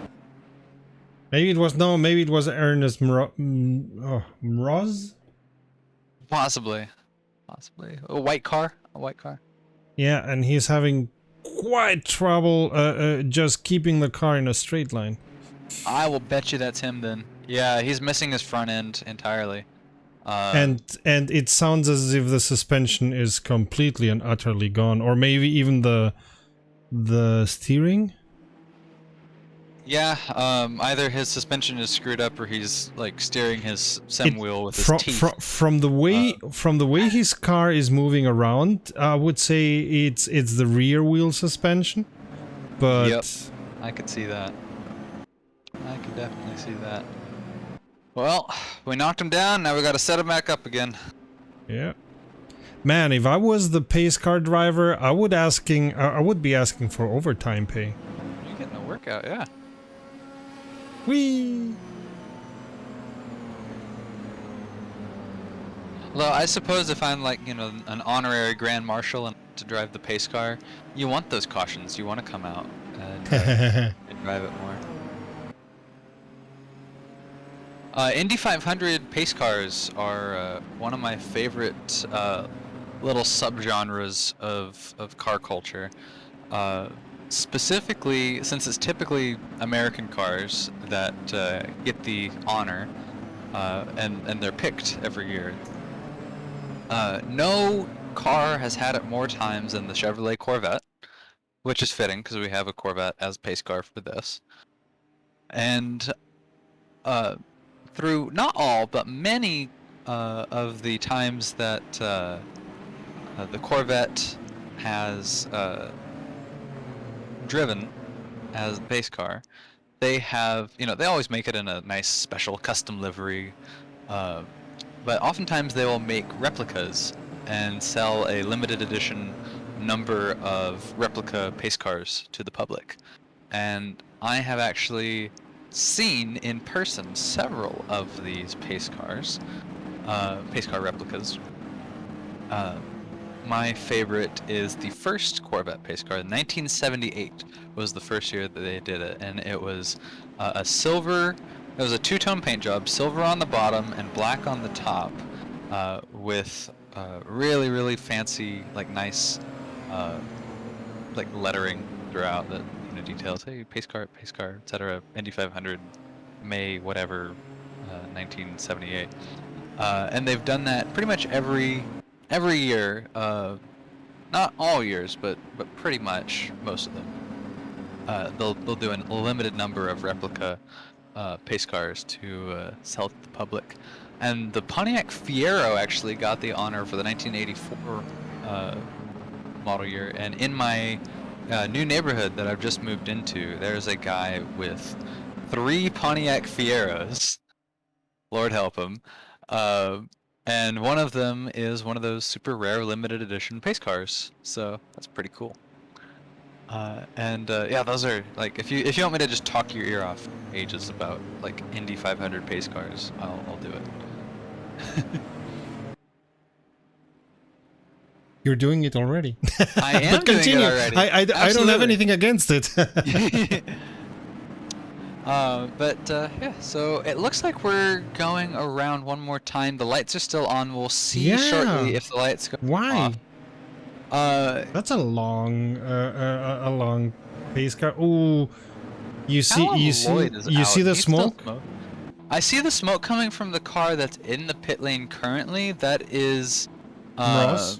Yeah, that's Ernest Mroz, and he's roasting, but I've been looking at Callum Lloyd, who I'm a little worried for him, seeing smoke coming out of the back of his car earlier, and Then But we now weren't. not anymore. Well, it'll happen like, you know, 'cause we're in you know, safety car, and he's in 6th gear at 112 miles an hour, which is, you know, really low RPM. And so it's not affecting it right now, but whenever he gets higher up in the RPMs, whenever he puts the throttle down, it'll start smoking again, and it'll just like intermittently smoke. I think his car is having a bit of an issue still. And we'll see. Right now he's... Yeah, there it is. It just let off a bit of smoke there as he tried to give it a rev. But yeah, you see that. Yeah. Through there. Yeah, so he's having an issue. He's still able to drive, but I don't know. I'm worried for that car, certainly.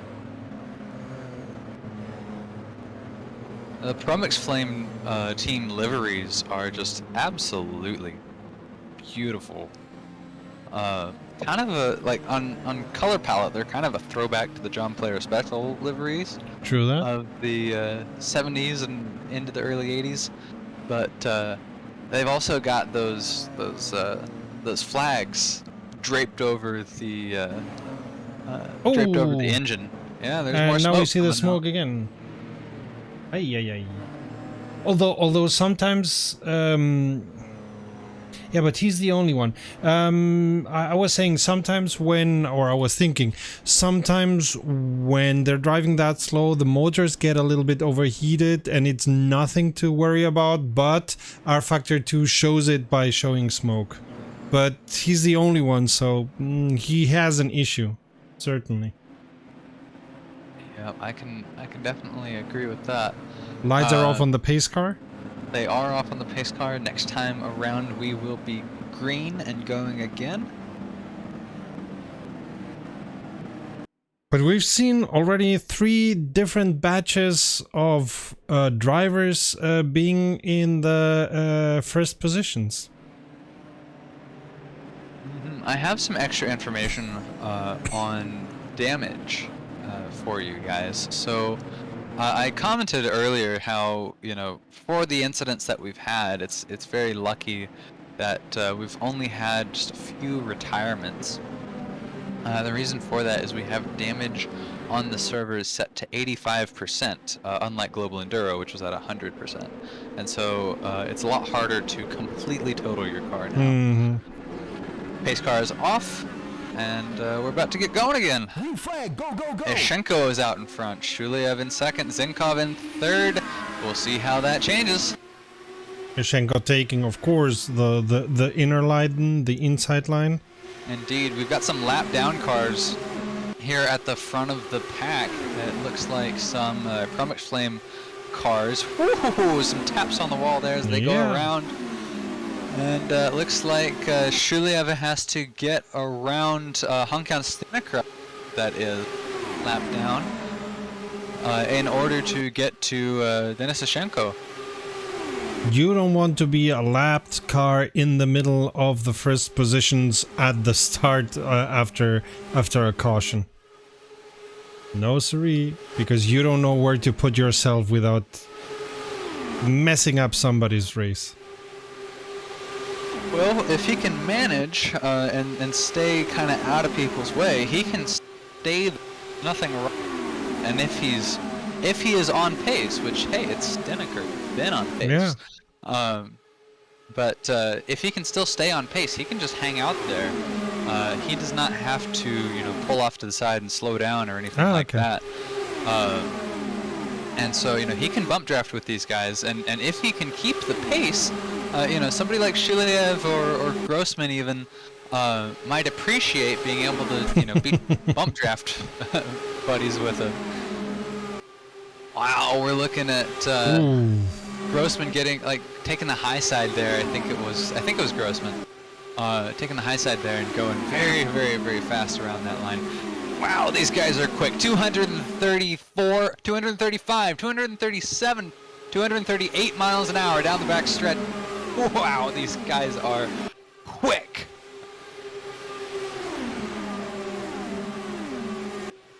Oh, somebody tapping a little bit on the grass. Luckily, nothing else happened. Indeed. Shuliev and Grossman still Three wide alongside each other. Nope. Yeah, 3 wide as they go through. Ooh, a little bit of a touch, but they survive. Mother of all driving, that was quite close. Absolutely. They're back to single file, a little bit more sane driving positions here. Yeah, Oh, not for long. Not for long. Absolutely.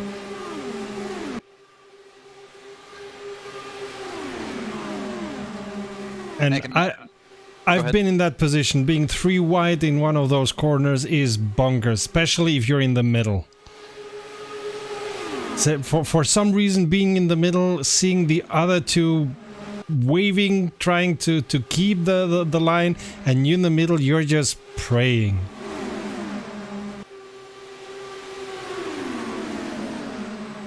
Yashenko moving really, really far to the inside, trying to shake Shuliev, get Shuliev in open, dirty air. Yeah. But Shuliev's not having it. He right behind him. Oh, Shuliev bumping into the wall. Yeah, It slowed him down, and he's going into pits. Shuliev is going into pits. Yeah, you're right. That is Shuliev taking the opportunity to pit, but on a green flag. That's Yeah, I don't know maybe if that's the best. Maybe that was a hard hit for him. exactly. Maybe he noticed, whoa, there's something wrong with the suspension or something like that. Because on these bumps, you can really easily break your suspension. That's really, really quick decision making on his part. If that's what he did, yeah, he's getting it. He got a tire changed there. Well, sure. If you're there already and they're doing repairs, let's get the whole shebang done. Shuliev's now approaching. Yeah, I think Shuliev is now lap down. I don't think that was the best decision for Shuliev. True, but on the other hand, I don't know. I mean, racing. I mean, we don't know how badly, if there was a suspension issue, how badly the suspension was broken. And of course, trying to get these corners at high speed with a broken rear wheel suspension is bonkers. You don't do that because you'll end up again in the wall quite soon. So it may have been the best of 2 bad decisions, you know. From my perspective, the way that he just dove in really, really quick there, it was kind of a I don't think he gave the damage that he had a chance. I don't think he drove on it at all. Even just do a lap, see if you're losing time, and if you are, then go hits and repair that. But if you're only losing just a whoa, Ichenko hit the wall. Oh God in heaven! That's your leader. That's oh my goodness, who was that? Who was Grossman. that? Grossman was first. Ichenko hit the wall and then hit him, I think. Oh bother! Or no, Grossman is still racing. Who was that? Maybe the whoever was in 4th position, which I cannot tell you right now. Oh, bother. Yashenko spun. Yashenko went into the number 25 car. The number 25 car, that's Stinaker, isn't it? Oh, really? Poor guy. Yeah, that's Hankon Stinaker. Stinaker went absolutely flying after he got hit there by by that other driver. Holy cow. And that was a strange one, what's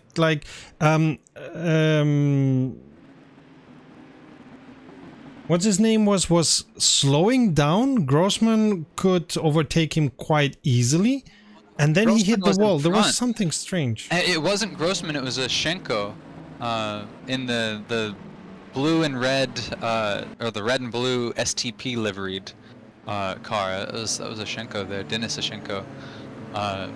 No, but Grossman had overtaken Yashenko because Yashenko for some reason was getting slower.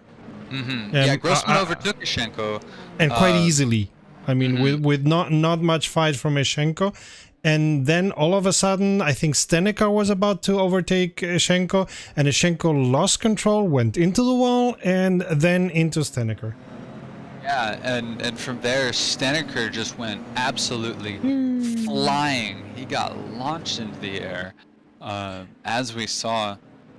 Up and away in a beautiful Indy car.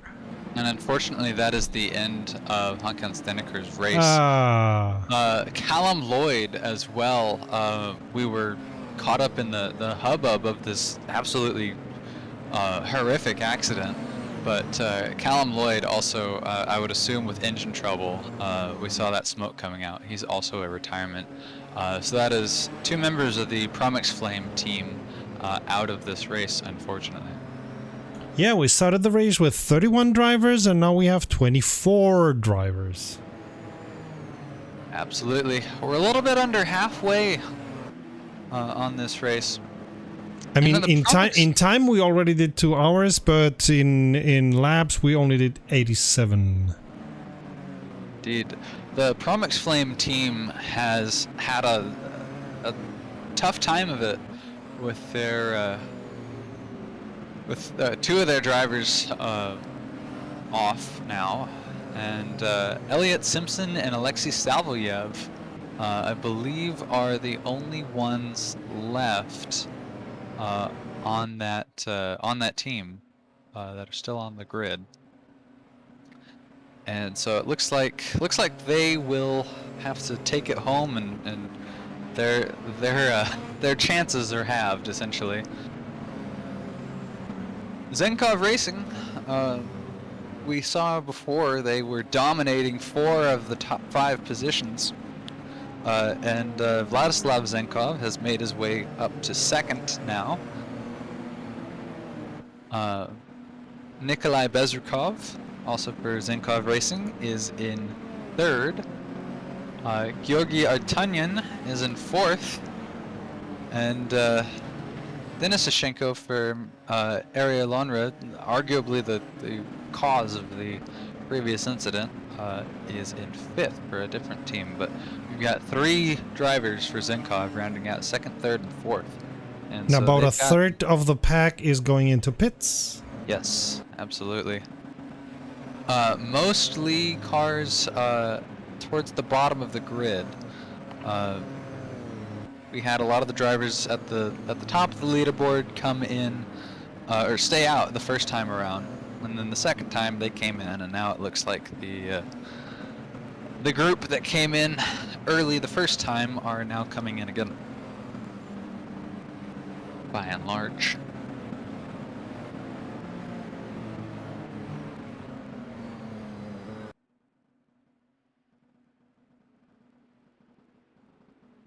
Eugene Zagladko is also off.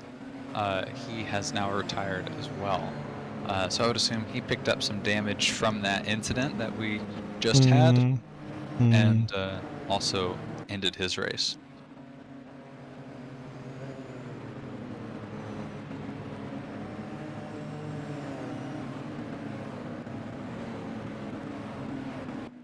So that is currently 1, 2, 3, 4, 5, 6, 7, 8 drivers that have retired from this race so far. 24 drivers are still on the grid in the running. Yikes, yikes. Ross Grossman and the stays next, out. Yeah, the next group is going into pits, of course. That's, Indeed. I mean, that's what you see when you have a full course yellow. All three Zenkov cars in 2nd, 3rd, and 4th. Those 3 are staying out.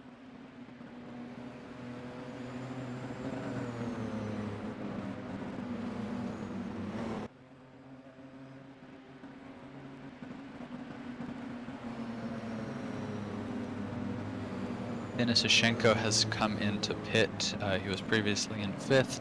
I would assume to repair the damage that it didn't really show visually on his car that much, but I can only assume that he sustained some fairly heavy damage.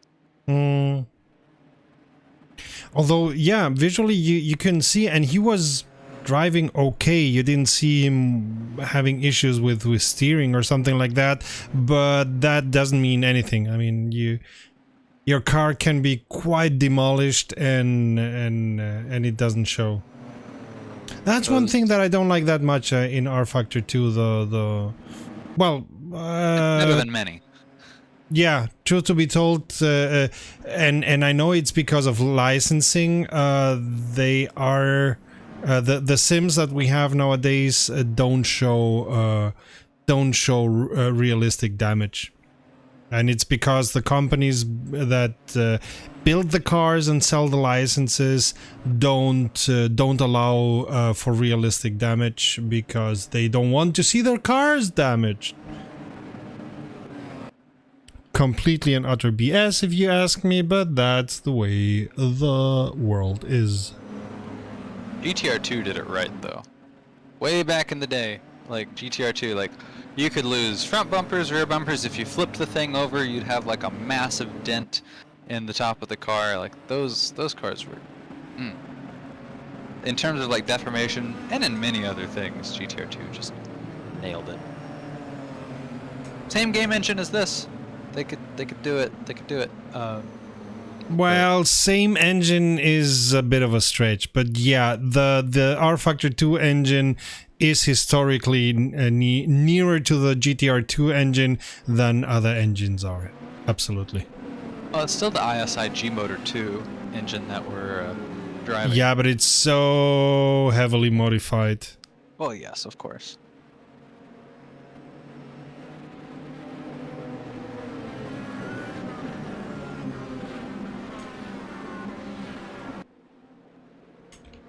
Pace car is going in.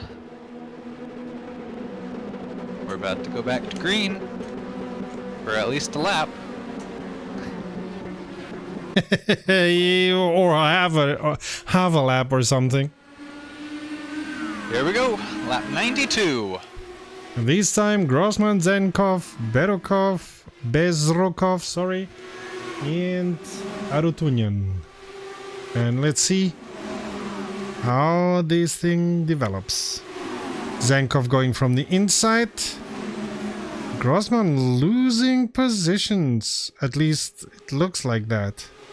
All three teammates there drafting with each other, going into that corner. Yeah, they're all holding the inside line there. They're trying to make a train so that they can, draft with each other, go a lot faster, and they're all, you can see it, they're locking Ross Grossman out of that train. Yeah. Kind of disintegrates a little bit, just naturally as they go around, but boy, they were controlling that there. Yeah, but Grossman keeps the first position, interestingly enough. Absolutely, he's able to hold it off him, but man, they were really looking to the end and get. You see him drafting now, they're making an attempt. Zenkov is diving down to the inside, yeah. Ross Grossman. Oh. There was a little bit of a touch, at least it looked like it on the images, as if there was a little bit of a touch. They were inches away from each other if it wasn't. Oh boy. Ross Grossman looking to the outside now. He's got the overspeed on him. Does he have the track position? On iRacing, he does. He gets it. He takes it back. On iRacing, being as near to each other as that would have meant that they had a crash because the netcode of iRacing is just yikes. That's your excuse, right? No, my excuse is that I don't want to pay that much money as iRacing costs. I understand. But look at this great racing that we're having here. Oh, yeah. It's just one payment. Yeah. Oh! Grossman. Yeah, he lost control there. A very aggressive move, jumping down to the inside, really tapping Zenkov there. Yeah, I don't think it was an aggressive move. I think he just lost control. But yeah, I was expecting to see the next full course yellow, so at least we didn't. Yeah, that was some defensive driving on Zenkov's Yeah. to be able to get out of that Yeah. as it were. Wow, lots of drivers tapping the wall there as they go around turn 4 onto the front stretch.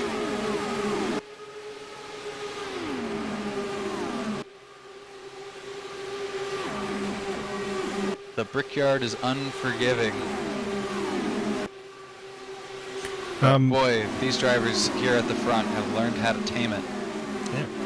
I mean, I was expecting today to be changing cameras all the time, but truth to be told, I just keep the camera on the first or first one of the first 4 positions, and that's it, because there's so much going on at the top of the race. It's incredible. Absolutely. This race is oval racing at its finest. These drivers, these cars, this is amazing to see. Especially the train that we have now between the second and the 4th position is very nice to see. They are really drafting on each other. Oh, some taps in the wall there. Yeah, just a few. They managed to survive. Was it Alonso last year or something like that who just destroyed his car on the wall on I think it was practice or qualifying? Yeah, I think it was practice. Like really demolished it.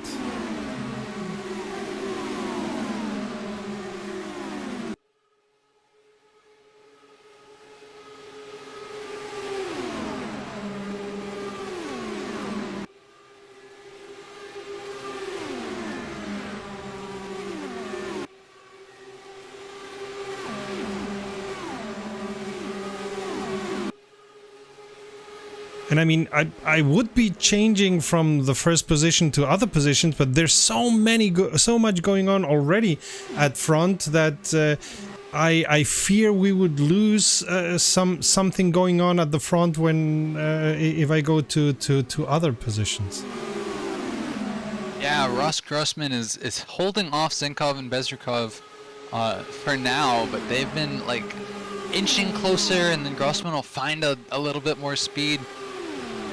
And you know, it's just wow. I'm on the edge of my seat, to be honest with you. I've been a little bit quiet for these last couple of laps, but man, I'm just watching the race. It's so it's so enthralling as these cars go around. You see all top 3 drivers moving around. Look at how much distance they've been able to put on each other. 2.5 seconds on Georgi Artunyan. In 4th, and it's just because they're all like these 3 are just packed in together. And Grossman, he's in clean air. He's by himself. He's not drafting with anybody. The teammates Bezrikov and Zenkov are drafting with each other. They recently traded places, and you know they're following along, and they're doing just as fast as Ross Grossman, who's just by himself. In open air. Better setup maybe, or just he's more on the throttle than the others. Quite possibly both. Mm-hmm. I'm looking at their tire wear, and Grossman is at about 39% now. Bezrikov, Zenkov at 42 and 40. Grossman's been using his tires at about the same rate. Oh, so are you sure it's tires and not fuel? This percentage, the energy remaining. It's fuel. It's fuel, not tires. It's fuel. Okay, I thought it's fuel.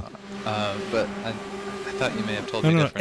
Energy remaining means energy remaining, and it's thought for Formula E, but I don't know why when you're not using Formula E cars, why they still continue on energy remaining and not just fuel remaining. But whatever. Well, I guess yeah, it's energy, fuel. But not electricity. So like fuel. Yeah, yeah, and yeah. elec- I suppose they didn't come around to programming the fuel calculations in kilos and so on. So they just kept energy remaining for everything. That makes sense. Zenkov has lost a little bit of touch for the first position. So Indeed, now but it's Grossman and Bezrukov is caught up to Bezrukov. Grossman. Yeah. Bezrukov is right on Grossman's tail now.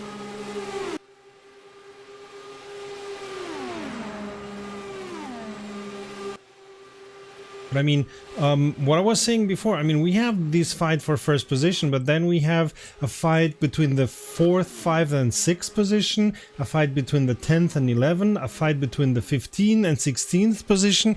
There's a lot going on, and we're only showing you the first position because it's the first position. But should things get quiet here at the front, we will gladly move to the other positions, to the other fights that are taking place here. So, you want to know something crazy? Go ahead. Grossman qualified 23rd, I believe it was. He's currently in first. He has moved up 23 positions to be where he is. He wouldn't be the first driver who is a bad qualifier and a good racer. Indeed, even in our own Global Enduro series, I can think of Ed Bailey, the driver there. Never has been one to qualify super high on the grid, but he is a clean, consistent racer, and that's given him a few wins throughout. So.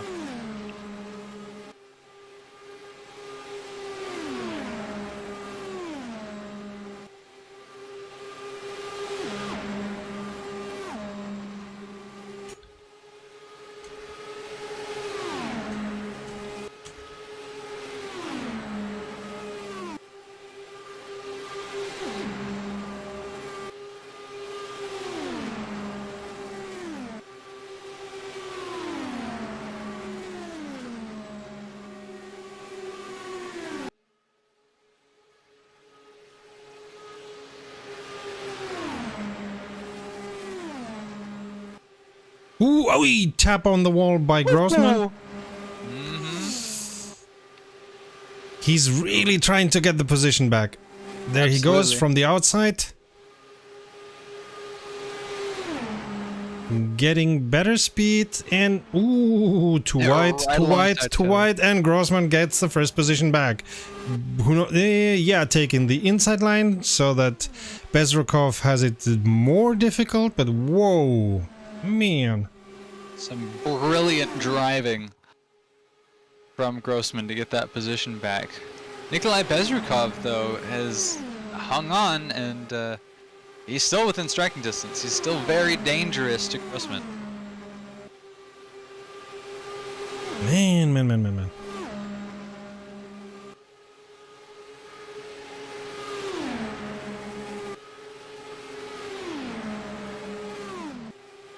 We're getting a little bit more speed through these corners.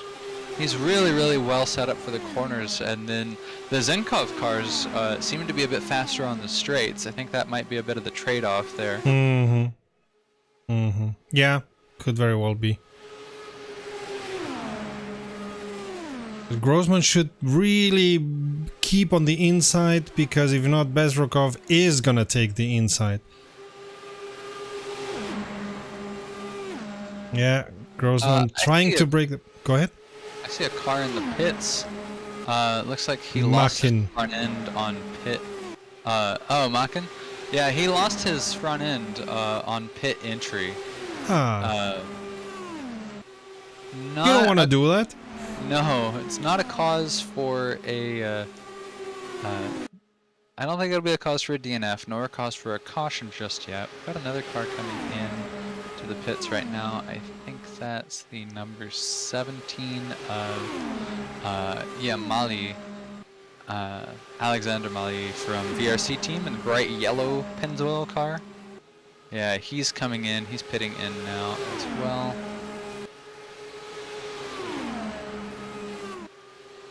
And these two are still fighting it off, Grossman and Bezrukov. Makin's retired. Makin has retired. Oh.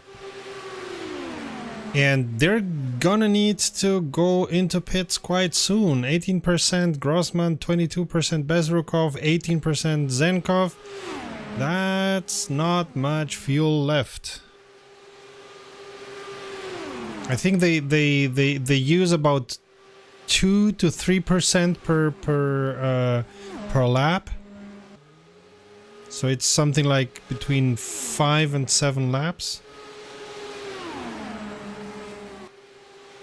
90 laps to go. Yeah. Imagine that. We've gone from full course yellow every 10 laps to less than that.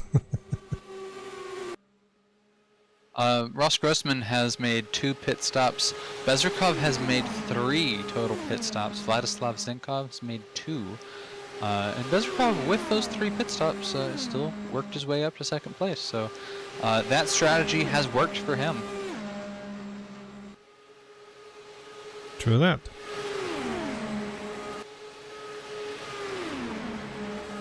Elliot Simpson is currently running in 4th. We haven't really talked about him, but he's that car a little bit trailing a little bit behind all of them. He's actually about 6 seconds behind, but he is leading the rest of the pack as they start to spread out some into their drafting buddies, certainly. But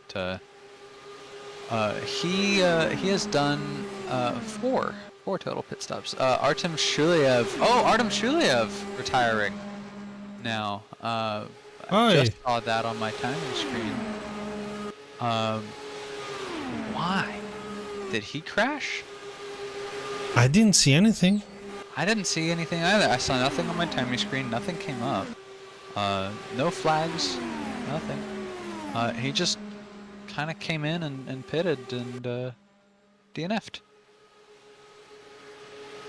We'll have to ask after the race, and we'll get back to you guys. There may be other technical issues going on. Who knows? That's very possible.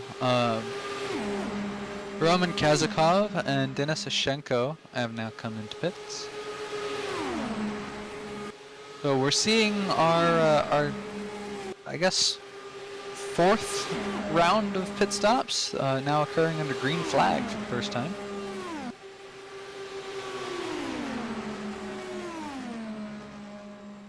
This can be really risky for these drivers because everybody else is going around full speed. So you take a green flag pit stop, you're definitely going down in at least 1, maybe even 2 laps, and you've got to make those back up. You know, the other drivers in front of you eventually will have to come pit in as well, but what if there's a caution? Then they can pit under yellow, not lose as much time by comparison, and now you're out all of that time. But if you stay out, well, you can either run out of fuel or run your tires down to the bare metal. And, yeah, if I were Grossman, I would already ask for a pit. Yeah, Grossman about 5% of his fuel remaining. Bezrukov at about 10%, Zenkov at about 6%. All 3 of the leaders here are really, really hurting for a pit stop right now. But there's been Grossman no big mistakes. We're seeing other drivers do their green flag pit stops through here, but again, it is risky because if there's a caution and you pitted right before that caution, you're going to lose a lot of time. That could go really, really poorly for you. The green flag pit stop is a gamble. On the other hand, if you're low on fuel and there's a full course yellow, and you cannot go into pits because the pit lane is closed for, I don't know, 2 laps, or if you're unlucky 3 laps, then you're out of luck. Oh, Grossman comes into the pits. That's the leader coming in. Zenkov also. Bezrukov stays out. He's got 6. Probably going to... a crash in the pit lane. Crash in the pit lane. Grossman, oh my goodness. On the approach, he slows down. He gets into, he gets into the other Driver and loses the other front. driver. Oh. Loses his front wing. That is a very, very screwed front suspension. That's going to be a lot more time in the pit stop than he would have wanted. Definitely. The loving third is gonna be Simpson because he still has enough fuel for a long while, or a longer while the others have to get into pits. Ridmer Kuj pits in now.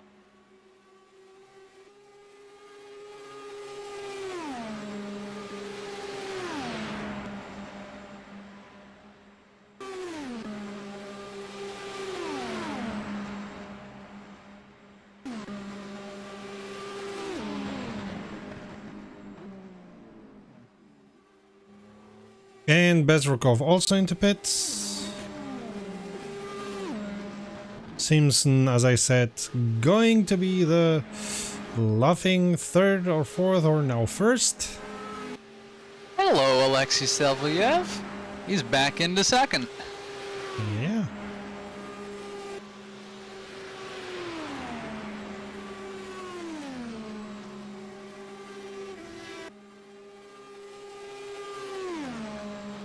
So now the first three positions are on the same percentage of fuel, so we'll have to see how they are with their strategy.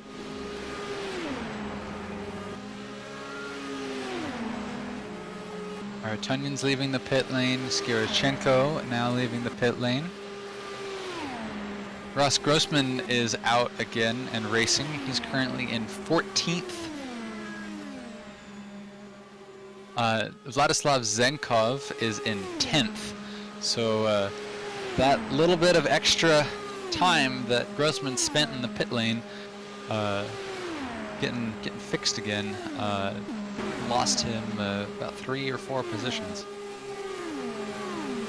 And now that at the front there's not so much going on, we are able to show you a little bit of the battles behind that, like the battle for third.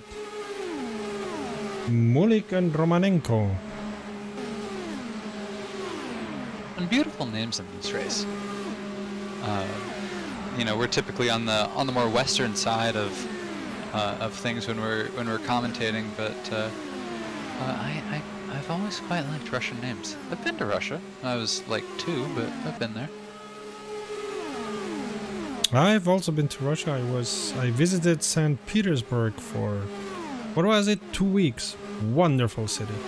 Oh, nice. I was there during 9/11. That was a fun time. Yeesh. Yeah, oh, that was... Mulik going into pits. So we go to the next battle. That's Bezrukov and Zenkov.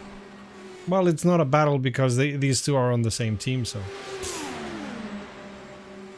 it's gonna be a battle on the last laps. But we still have a couple of laps to go.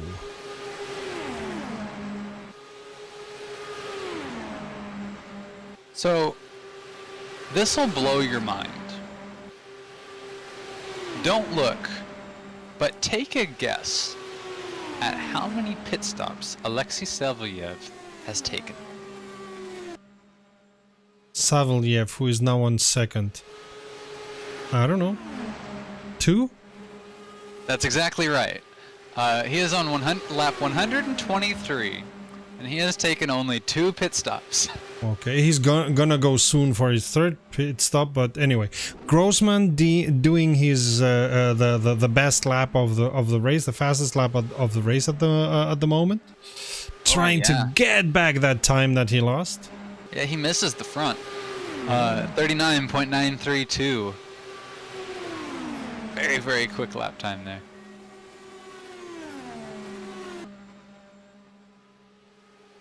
Savelyev and Simpson are way out in front.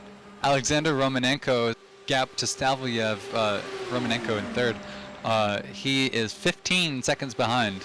So Savelyev and Simpson so far, they're both due for a pit stop pretty soon. Yeah, exactly. But they're able to use that clean air that they're both in and really just fly. Yeah.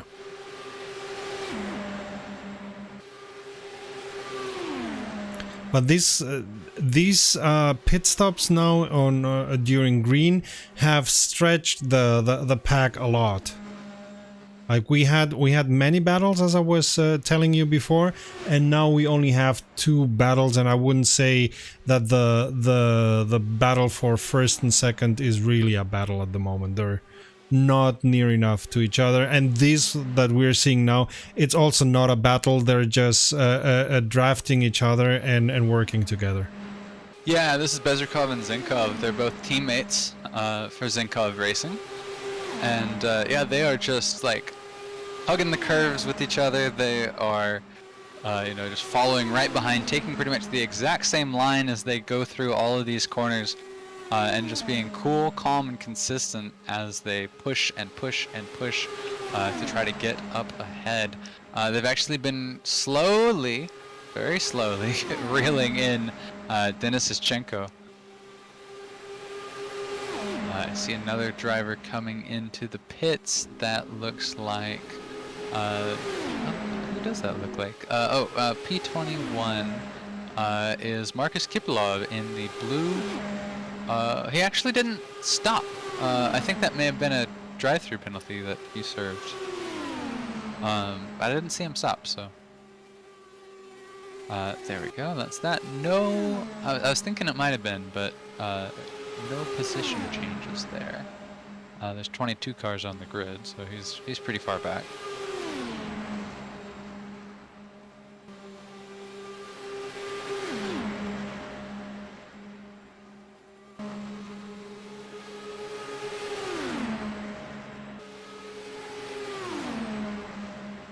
Peter Sokolov has gained 12 positions. He's currently running in 6th. Having gained over 20 positions, Denis Dayton has got him a little bit beat there. But definitely a lot of drivers here who started about mid-pack and have worked really hard throughout the course of this race and have made it up the order. On the other hand, that's also the nature of this kind of racing, right? I mean... Well, it can be, if you're clean, calm, and consistent, get your entrances and exits, but it can very well not be. Just ask any one of our drivers who are sitting in the garage right now watching the... True that. Your leader, Alexander Romanenko, comes to pit. He is in. It was about time. Him with only 5% of his fuel remaining. Roman Kazakhov, also in the pits. He's been in the pits for... actually, no, he's not. He's showing on my timing screen as being in the pits. Yeah, but I'm seeing him driving around, so... He's driving around. Yeah, there's a bit of an error there. I don't think our timer recorded him leaving the pits, because it says he's been in the pits for 28 minutes now, which I don't think is correct. So that's a bit of a bug on our end. My bad. But yeah, no, Roman Kazakhov is still driving around. Zenkov and Bezrukov overtaking without any issue Eschenko. At least Zenkov was able to. And Eschenko going into pits. Ooh, Udakin is gonna go into pits also right away because he only has 2%. And Kazakhov has 20-minute pits left of fuel. What?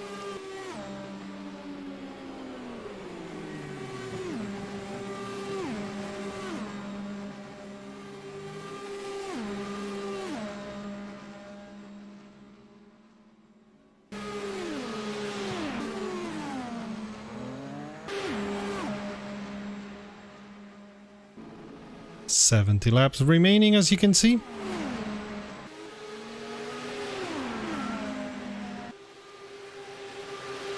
Peter Sokolov is down to 2% of his fuel remaining. He's temporarily in the lead, but he'll definitely not have to for come long. in pit. Yeah.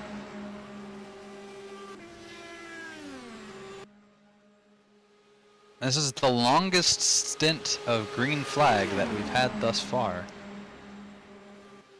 Are you sure about that? I'm pretty sure. Okay. I think so, because we had, remember lap 6, we had a caution. And then after that we had a little bit of green flag time, but this is the longest we've had of green flags so far. Especially apparent because this is our first round of green flag pit stops.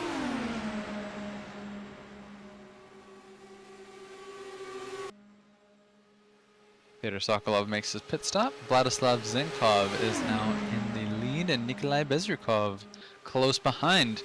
You know how we checked in on them and they were drafting? They were in like 7th and 8th position. Well, everybody's been pitting in and they've been staying out, and now they're 1st and 2nd. Zinkov Racing has got a strategy and it's paying off. They'll just have to see if they can make it to the end. Your highest Promex Flame team. Oh, yellow flag is out. Yellow flag is out. I'm looking at okay, yeah, I see a car up on the wall. That's Alexander Romanenko.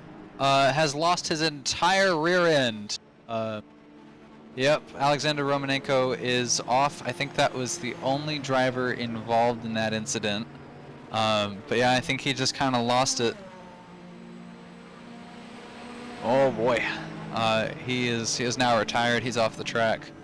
But yeah, he was crashed into the wall and had no front bumper and no rear bumper, no rear wheels. Yeah, we saw it a moment ago on the stream. I'm watching it back on the delay, and yep, that was definitely Alexander Romanenko, and that was definitely the end of his race. Oh well, you were saying about the longest time.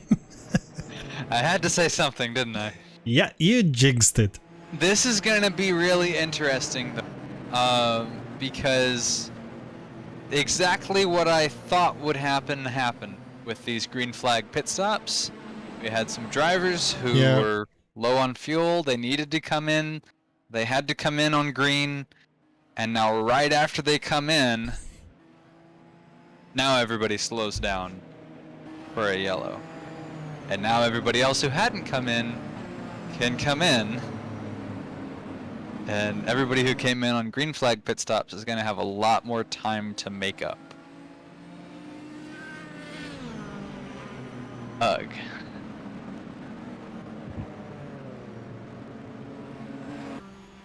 We have a car missing a front end that looks like it's the blue car of... oh, I need a name, I need a name, I need a name. Name or a number. It's not Take Peter Cody, Sokolov. I thought that was your name. I need a Russian name. Kodya. I think, oh goodness, who is that? I'm racking my brain, but he is missing a front end. He is in a blue car. I can see him, but I can't find him on my timing screen.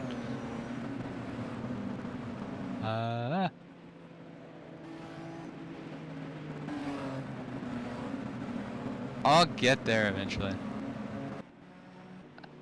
Oh, it is Marcus Kippelov, the number 10 car. Goodyear liveried. Kamaz also.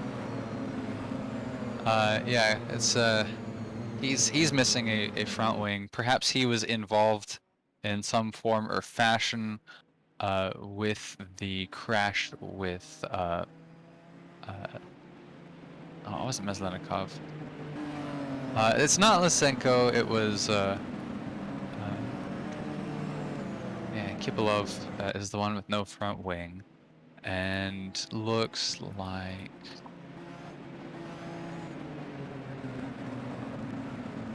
lots of drivers have come off. There was okay, yeah.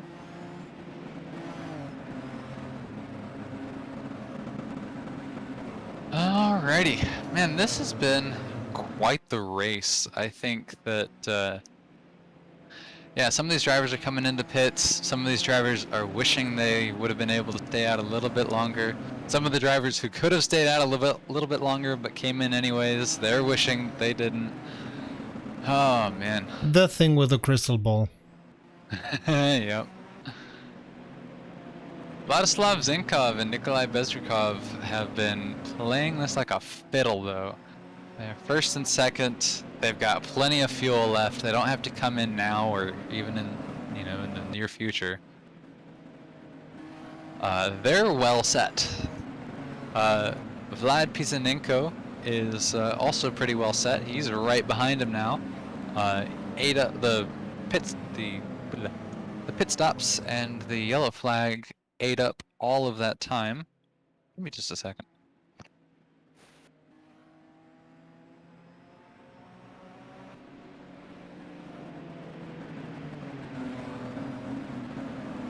Never mind, I thought I was getting an important call, and it turns out it was an unimportant call. I'm back. Alrighty, so yeah, these drivers have been really great throughout this race. I've been entertained. Have you guys been entertained? Smash that like button if you've been entertained. Or as I said in one of the videos, well, I said it while recording the voice. I said smoosh the button. I was like, what? No, let me record that again. Smoosh the button. Just assault that like button. Smoosh is the French version of smash. Oh, that's that kind of smash. Not commenting on that.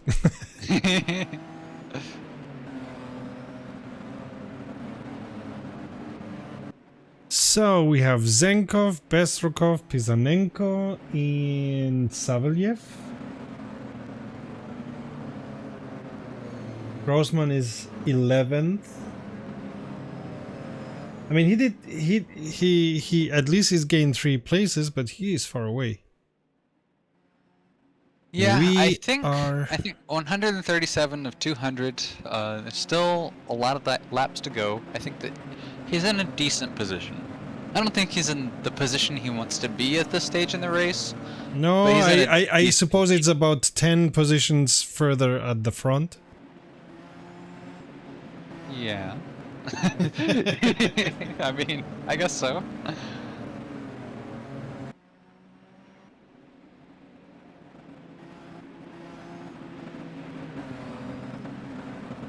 Still under yellow.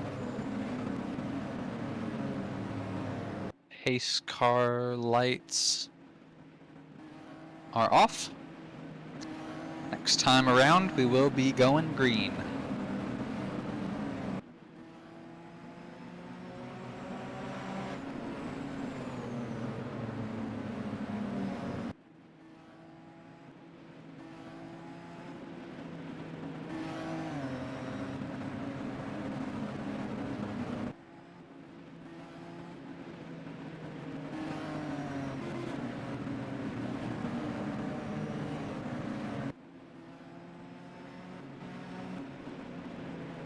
Who's got your favorite livery this time around?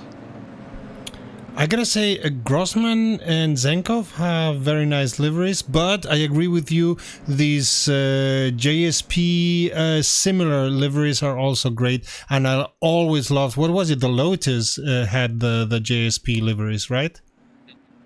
I always love those cars. Yeah, this Promex Flame team, I think they're a little bit of a throwback to the John Player special liveries, which are, of course, very beautiful. But they've got their own spin on it too. It's not just a throwback livery. It's got its own thing, which I really like.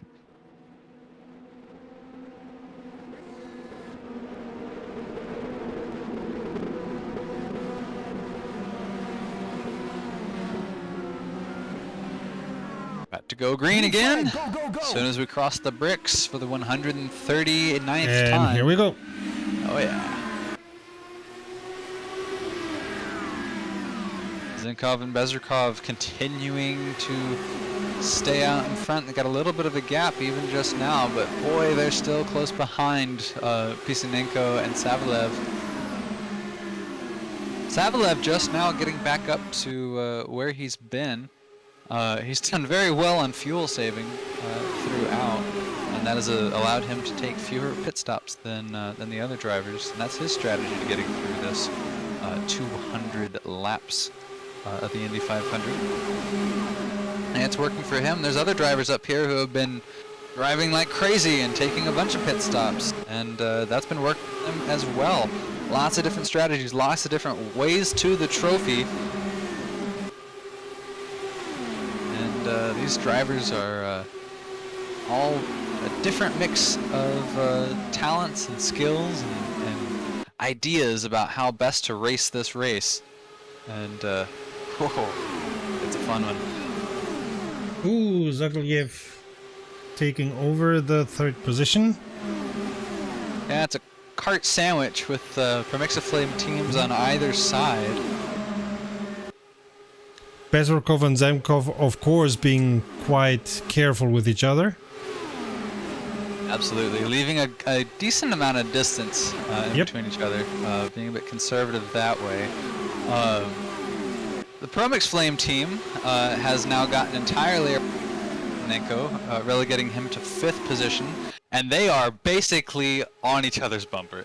They are not being conservative with regard to drafting. They are right on each other.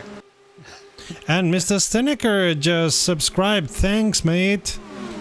Hey. Unlucky situation that you didn't finish the race, but thank you for the sub. Indeed, Steneker messaged us on our secret private conversation line. Because he was helping us organize this race and the commentary, and he let us know a little bit of information about his crash earlier that we saw on the home stretch with the car in the air. He was so in the air that he landed in the pit lane. Yikes! In real life, that would have been a horrific accident. Alexei Savalev is in 3rd place right now. I'm looking at the fuel percentages remaining. Yeah, me too. Zemkov and Bezrikov are at 43 and 50% respectively. They are going. They will have to pit before the end of the race. Indeed, Savalev's at 70% now, and with as many pit stops as he's done, like as few pit stops as he's done, really. But I think he's he can go to the end? I don't think so. It's like 2% per lap. Even if you're as good as dealing with the fuel as Savaliev is, it's about 2% per lap. That would be 35. That is 177. No, I don't think so. I'd be surprised. Okay, I'm trying to put a proviso. If we race without any caution anymore until the end, he will have to pit. If, depending on the amount of cautions and how long they take, it could be that he doesn't have to. Possibly. And even if he has to pit, it's gonna be quite a splash and dash, as he won't have to get a full tank. I'm doing a bit of mental math on the times that he has pitted in, and let's see. I'm gonna look. Savaliev, he's only pitted 3 times in this. He's pitting about once a quarter. It's gonna be really, really tough, but I think he could do it. I think he could do it. If, like you say, if we're green to the end, I think he could do it. Because we're at almost 150 laps in. So there's 54 laps remaining. Yeah, don't say 150. It's 145, so that means that is 10% of fuel. That's the difference. So because it's 2% per lap. Right. So don't just make 150 out of 145, because there is an important difference with regards to fuel. That's true. That's true. But thereabouts, like, you know, he's pitted about every quarter. Yeah. Yeah, I'm. What I'm also thinking is,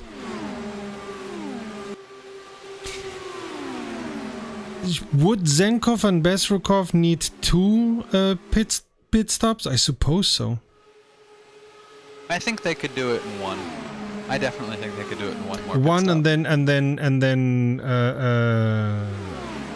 fill the tank up to top, right? Right. Yeah, and nevertheless, Savelyev could have the better. Oh, by the way, Simpson is quite near to these two guys at the front, and he also has only still 59%. You know, maybe Savelyev hurt us, but I think Savelyev is definitely saving fuel. Because if you're looking at, like, look at the top 3, look at where Savelyev is, he is, like, dropping back a good bit, and I think it's because he's not going entirely full throttle. Okay. At this point of the race, and looking at the fuel the others have, it may be a winning proposition what he's doing. So yeah, let's see. I think so. Alexei saved fuel. Savelev.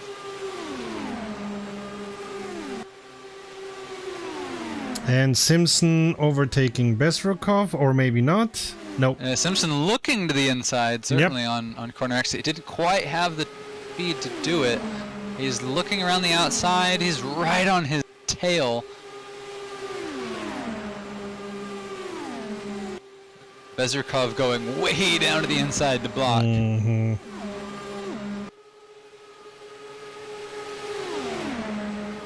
Thing is, the corners at Indianapolis are not one continuous corner. It's just corner, a very small straight, and then corner again.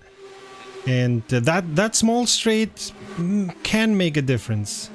Simpson trying it again. Yeah. Then a proper oval. Yeah, he's looking to the inside. He's next to him. He's in front of him. And yep. He gets it done. Well, for now. Of course. Because the next one is a straight, one of the long straights. And this is lap 150. Now 151. No. It seems as if Simpson can make it stick. Maybe Bezrukov is also thinking about fuel. Bezrukov and Zenkov both are going to have to pit. There's no path to fuel saving for them. I just wanted to show the fight of these guys against each other. Savelev! Oh, he'll definitely have to pit in for that. I wanted to show what a wonderful fight these 3 guys had, and what do they do? I didn't say anything, so I did not jinx it. But still. Who was that driver? There was a driver on the inside, in like a black and white car. If we're ascribing fault, it was definitely the fault of that black and white car on the inside, who just like took his half out of the middle and just squeezed those guys out. He definitely like put himself in a position that was unsafe for all of those drivers. And I would expect about everyone out there, as soon as the pit lane is open, to go and do what they hope will be the last pit stop. At least that's what I would do. I mean, it would be cutting it a little bit close, because some of these drivers use 3% of fuel per lap, but still, It's the better, the best situation. Like as soon as you can get into pits. I don't know about tires. I don't know enough about the consumption of tires in IndyCar racing, but I would go into pits for fuel like as soon as possible. That driver on the inside of those three cars that got into each other, that was Georgi Arutunyan from Kazakhov Racing. He's currently in 4th position right now. Yep, he just kind of punted Savlev out of the way. It's Savlev with the Promix Flame team and Kazakhov Racing, who have largely been battling it out as rivals at the front of this pack. And yeah, Arutunyan just knocked him out of the way.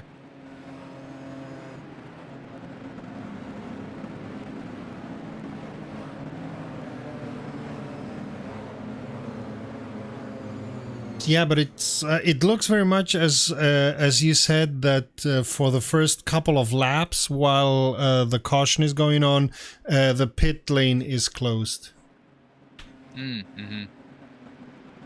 Yeah, it will open up soon, and we will see a whole bunch of drivers come in. Most certainly Savlev, who was able to salvage that down to 6th place. He was running in 4th. He then lost 2 positions down in 6th. He will have to come into the pits, where he will most certainly lose more.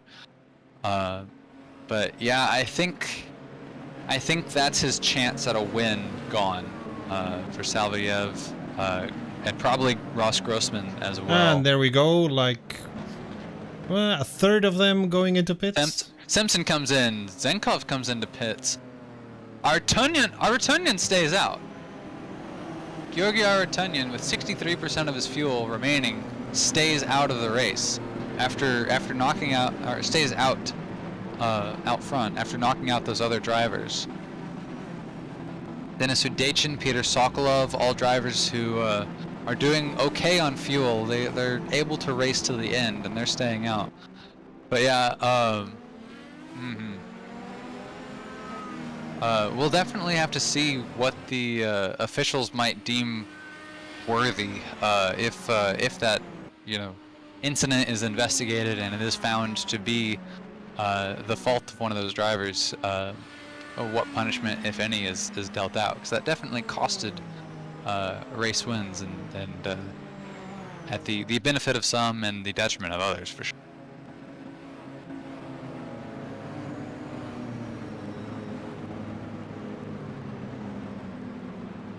But in terms of positions gained and positions lost, Arutunyan started out in pole position. He's been a fast driver throughout. Denis Udachin, who's close behind him right now, he has gained 24 positions throughout. Oh, it looks like Udachin is actually coming in. Udachin is coming in. Sokolov is coming in. Arutunyan stays out. Arutunyan is staying out. Pretty much every driver is coming in. Yeah, but maybe what they are doing is like waiting until the last lap, like waiting a couple of laps before they go in. I mean, if you have as much fuel as Arutunyan and others, you try to stay out as much as possible. And the way I see the pace cars stays out for about 4 to 6 laps normally. So you can count them and then say, okay, I go in on the 5th lap, and then I still have more percentage of fuel than the others. And that may be a difference. Yeah, quite possibly.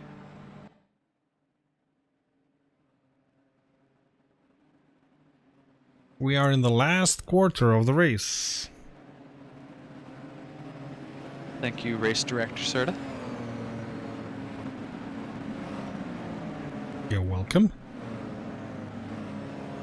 Oh, Race Director Padawan.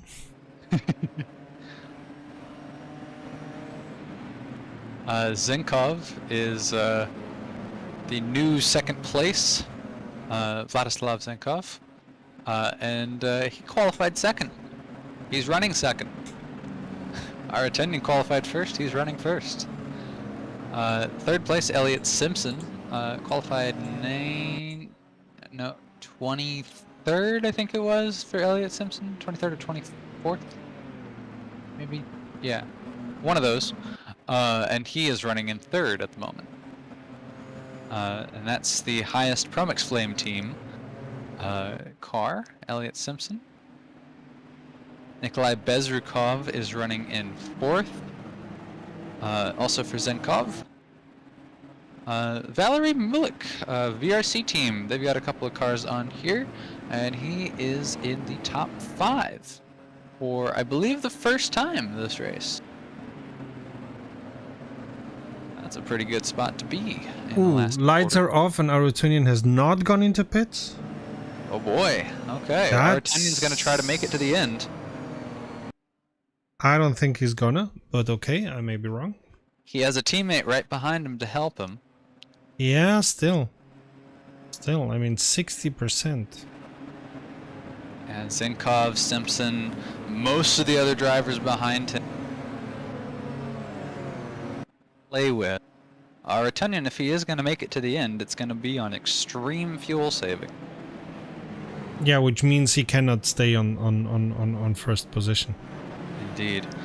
Yeah, I would, considering Savilev's track record, I would think that Savilev from this point, or even from the point that he was at before, could probably make it to the end. Arutunian hasn't been that great on fuel, and has had to make far more stops than others. It's been on par with the other Zinkov cars, but far more stops than others. And Anyways, Savilev we're green again, and here we go. Savilev is running on 7th, which is a good position. He moves up to 6th in the mix there, but certainly Zinkov already 4 wide. Savilev bumping really hard with Grossman.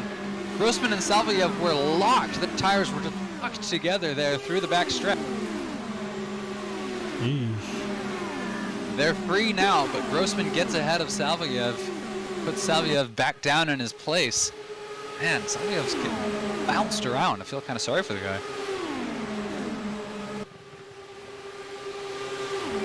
And as was to be expected, Zinkov and Simpson already overtaking Arutunian. Yep. Elliot Simpson, the Promix Flame representative, up there at the front, running in second. And then it's Zinkov's all around. The Zinkov machine has definitely come out in full force today.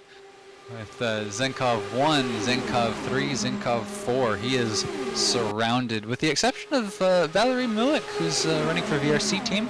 He's running in 5th, and he's able to hold on to the draft from Bezrukov and stay up there with that pack. This is a lot faster, or a lot higher up on the order than he's been used to running throughout most of the stuck in the main pack before. But now he's got the vision of clean air in front of these guys, and hey, maybe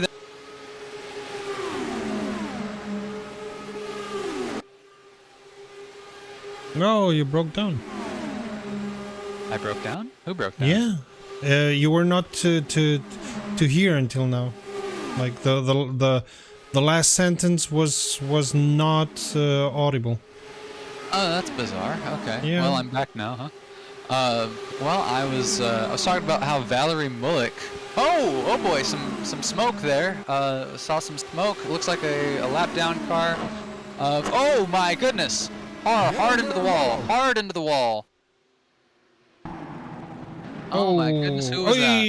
And that's a couple of them. Dmitry Makiv is involved. Vladimir Shurigin. There was a white car that was there's a tire flying around there. There is. Oh, it's Albert Meslinikov. Car number 6. He's in position 19 at the moment, if you click on that. From AM Forza SimSport. Absolutely destroyed his car. Several other cars involved. We're back under caution. G, I think. Yeah, if you're Aratunian and you're on those old tires and you're, you know, pretty low on fuel, relatively speaking, he'd still like do it, but he'd have to do it on extreme fuel saving. If you're Aratunian, do you come in at this point? Yeah. I mean, I it's think so. it's a caution. So he's got 50%. They have. Let me check that I don't. 39 laps left. 39. No. Ooh. Several of those under caution. You have to gamble that there's gonna be at least one more caution.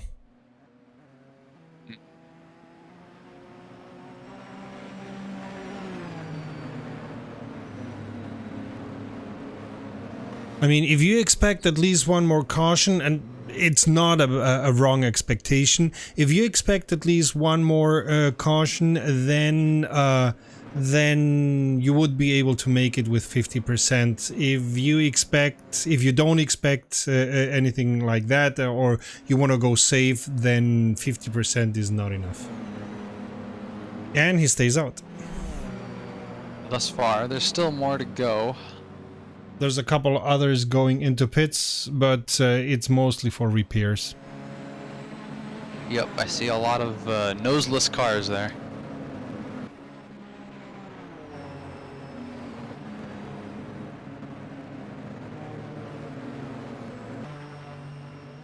One car that has damage that has not gone into the pits, Alexander Mali, the Pennzoil VRC team car. He was really involved in that pretty heavy damage and has not come into the pits yet. He might be trying to stay out for as long as he can through this pit stop, but he definitely will have to come in. Peter Sokolov putting a new front end on in the pits. It's just been applied and he'll be out. Yep, there he is, out now. Stanislav Pavlov as well. He's lost a rear end and a front end, not just the bumper, the whole front end. And it's taking him quite a while to get that repaired. But I believe that he'll be out on track soon enough. And Dmitry Makiv now gets back out again. He was also one of the drivers involved in that. Suffered some fairly heavy damages, a pretty heavy hit. But it wasn't enough to do him in, and he is now back out on track in 17th place. A few more cars come in, Pennzoil liveried car as we expected, and a few more, including Aratunian. Yeah. Aratunian pits in. At last. Yeah. I think he had a good thought and said, you know what, this is a little bit too... I mean, it's gonna be... Oh no, he's changing tires? Okay. Yeah, why not? That makes sense, yeah. Anton Skirichenko is coming in for Zintov Racing as well. Or Zinkov, my bad. Vlad Pisanenko is in. Aratunian's just leaving the pit box now. Denis Dayton also leaving pit stop. He had come in. Alexander Mali is in the pits. He will be for a moment now. Stanislav Pavlov has been in that pit box for a long time. 2 minutes and 43 seconds now. Oh, that's rough, buddy. Zinkov and Bezrukov have been teammates to the end here. They're running first and third. Been doing very well so far. Got out in front, stayed out in front through the second half of this race. You know, we tuned into them once they found each other and started drafting with each other. They really have not left each other's side. Now, on the other hand, let's not forget, Grossman is on 5th, Savelyev on 6th. So there's still a possibility of these two. Savelyev just now pitted in second time. Okay.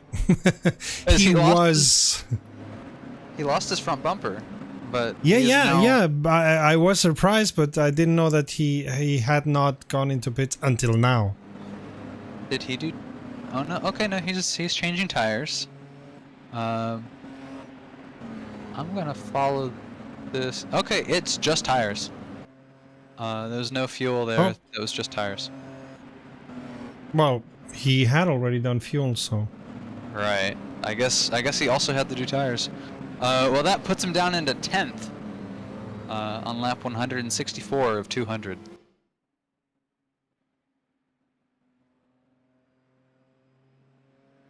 Coming in hot there. But he meets him. That's okay. So now I think they're not gonna go in for fuel anymore. Ross Grossman led through much of the middle of this race. He lost a good bit of it in an incident, arguably, debatably caused by one of the Kazakhov team cars.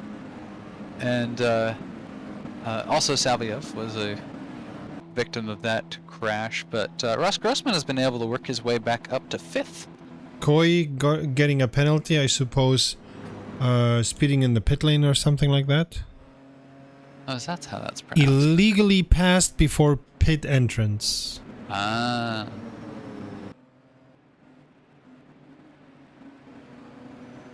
And lights are off on the pace car.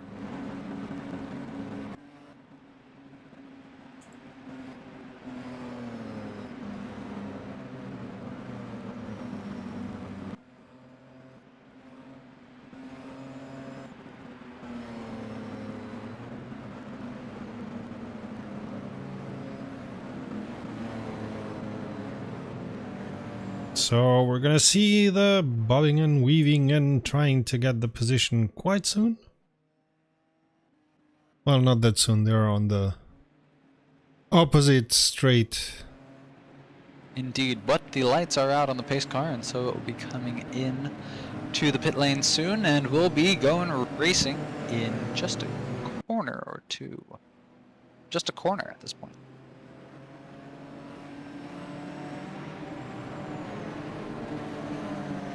We are entering the start and end straight. We are entering the danger zone. Here we go, guys. Yep. Now it's really the last laps. All of our cars that are at the front have enough power to get to the end, enough fuel. And there we go. And this is it.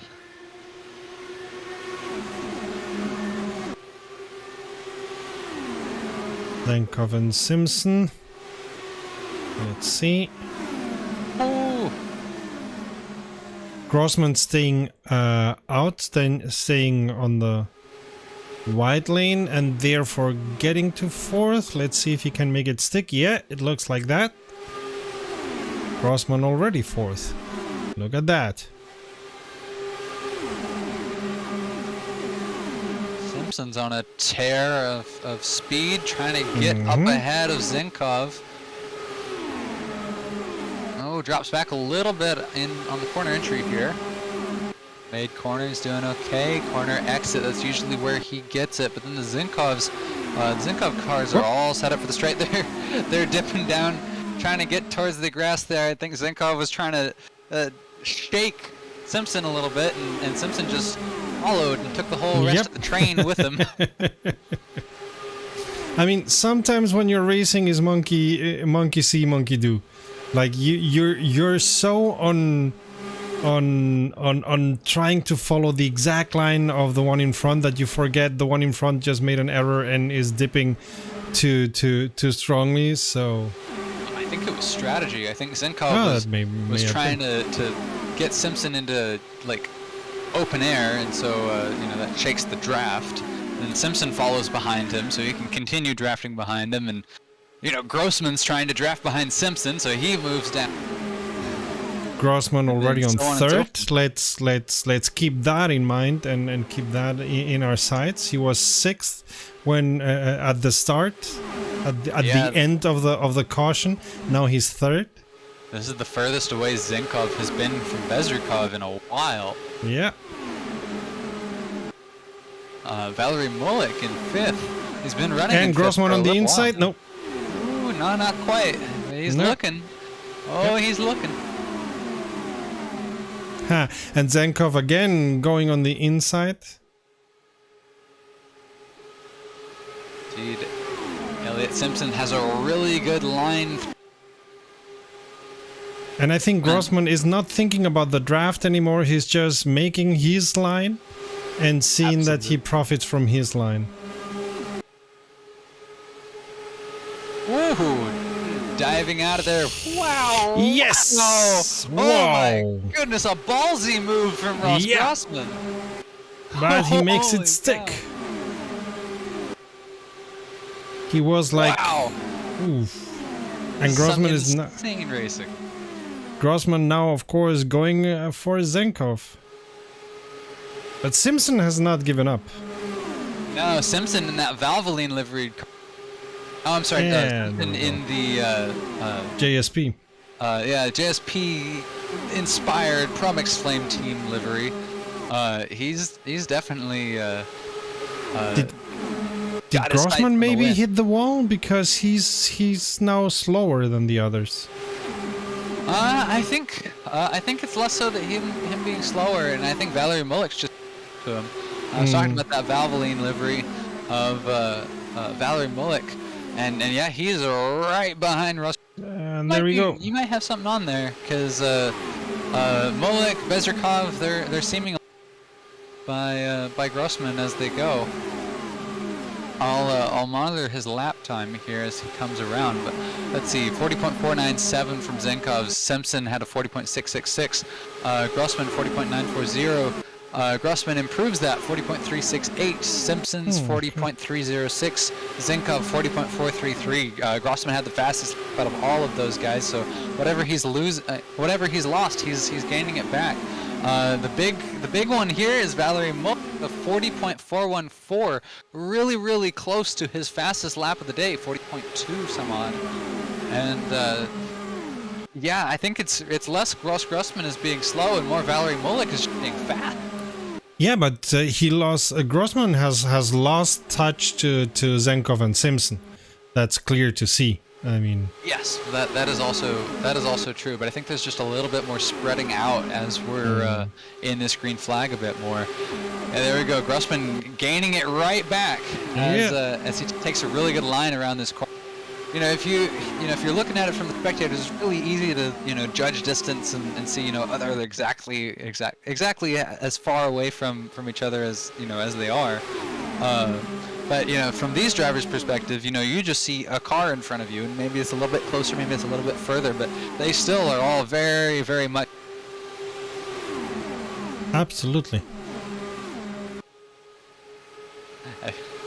Zenkov is making sure he's setting the pace, making sure everybody stays down in there. Ross Grossman, he's got that speed. Oh boy, does he have that speed. He's trying to get his way around Elliot Simpson. Elliot Simpson not to be shaken though, is able to carry it. And Simpson's kind of drafting buddies with Zenkov there.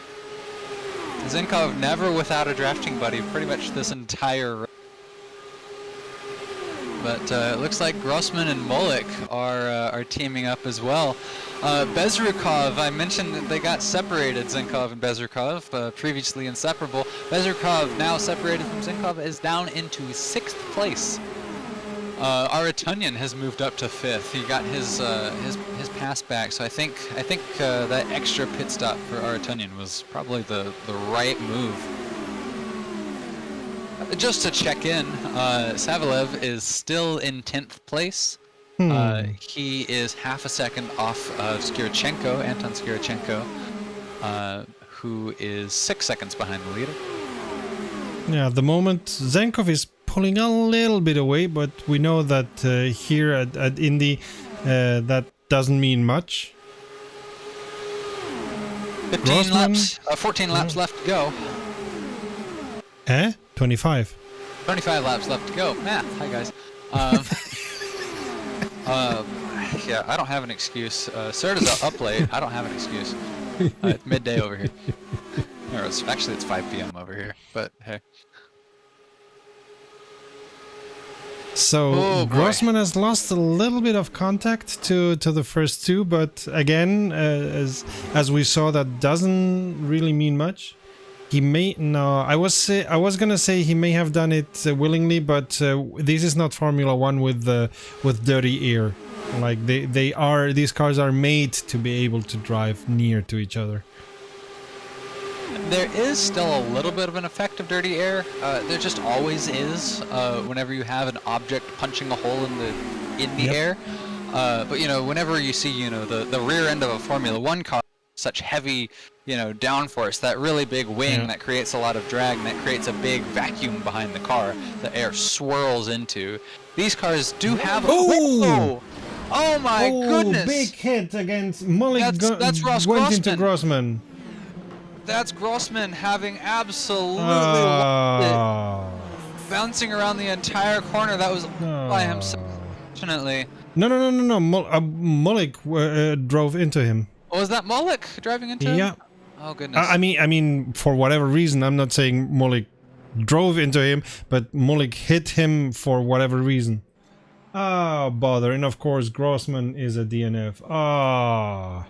Wow, that was one of the craziest crashes I have ever seen in sim racing in my life. That was something else entirely. So Mullick's car has the front wing, but I think he has got a little bit of hit. It's difficult to see with R Factor 2 because the graphics are not 100% in this sim, unluckily.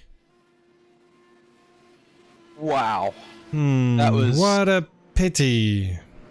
Grossman, who started in the last caution on 6th and had worked himself up to 2nd, only to lose the 2nd position because Simpson was at the end faster, is now DNF. That was... Wow. I have no words. That's crazy. Yeah, it goes to show the skill that it takes to drive this race, Indy 500, in real life or in a sim such as this. Wow, it's a lot of speed, a lot of danger, and these guys are racing at the limit, and whenever you go a little bit past the limit and have a touch there, a collision through a corner at 210 miles an hour is, well, it's going to result in that. That's what it's going to do. Man, and we've seen that Grossman is not one to flinch easily. Like he's been on 2 wides, he's been a breath away from other cars, so what a pity. I like the way that Grossman was dealing with this race. Yeah, but hey, that's life. Grossman drove with a podium or DNF attitude. With a lot of his moves that he took. Most of them paid off, right up until the moment they didn't. Yeah.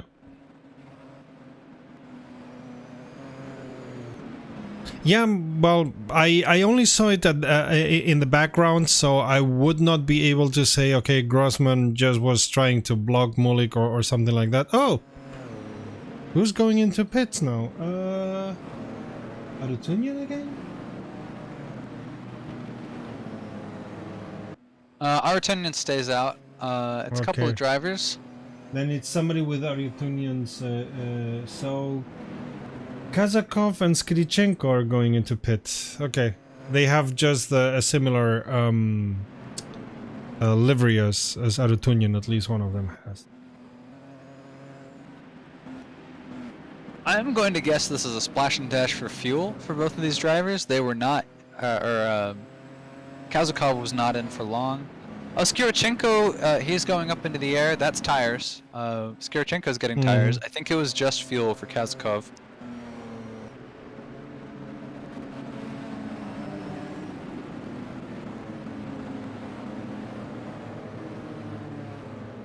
Salvayev moves up into 7th. Most of these drivers in the mid-pack have moved up too, with those 2 drivers coming in. Dennis Udachin, we haven't really talked about him terribly much, but he is running in 6th at the moment for VRC team. He is in the black and yellow number 47 car. Bezrukov still far away from his buddy Zenkov. Bezrukov on 5th. He is with his fellow teammate Artunyan, though. Perhaps when we go to green, they will decide to draft. Oh, 2 more cars coming into the pits. 3 more cars, 4, 5. No, just 4. One elects to stay out. 4 more cars come into the pits there. I see Vladimir Shurigin. Looks like Marcus Kippelov as well. This is largely back markers. Dmitry Makiev, Vladimir Shurigin in the really, really pretty green of the Monster Energy car there. Yeah, mostly lap down cars coming in, largely in line with pit strategy. Yeah, not a single driver on the lead lap there. Actually, no, 1 single driver on the lead lap. Looks like Peter Sokolov, but he is on the end of the lead lap, so mostly back markers pitting in. Your leaders, Zenkov, Simpson, Valery Milik, Artunyan stay out. Unfortunately, we are now sans Grossman. And let's see how the situation between Zenkov and Simpson is going to develop. Zenkov could not get Simpson away from him, so let's see, because I do very much expect that Simpson is going to be either staying on the 2nd position until one of the last laps, or really pushing to get into 1st and then drive away as much as possible. So interestingly enough, he's keeping far away from Zenkov at the moment. Lights are off on the pace car.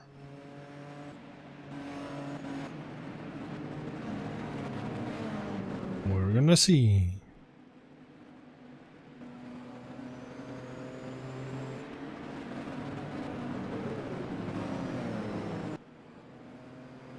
When they restart the race, they're gonna be, what is it, 17 laps away from the end. That's not much.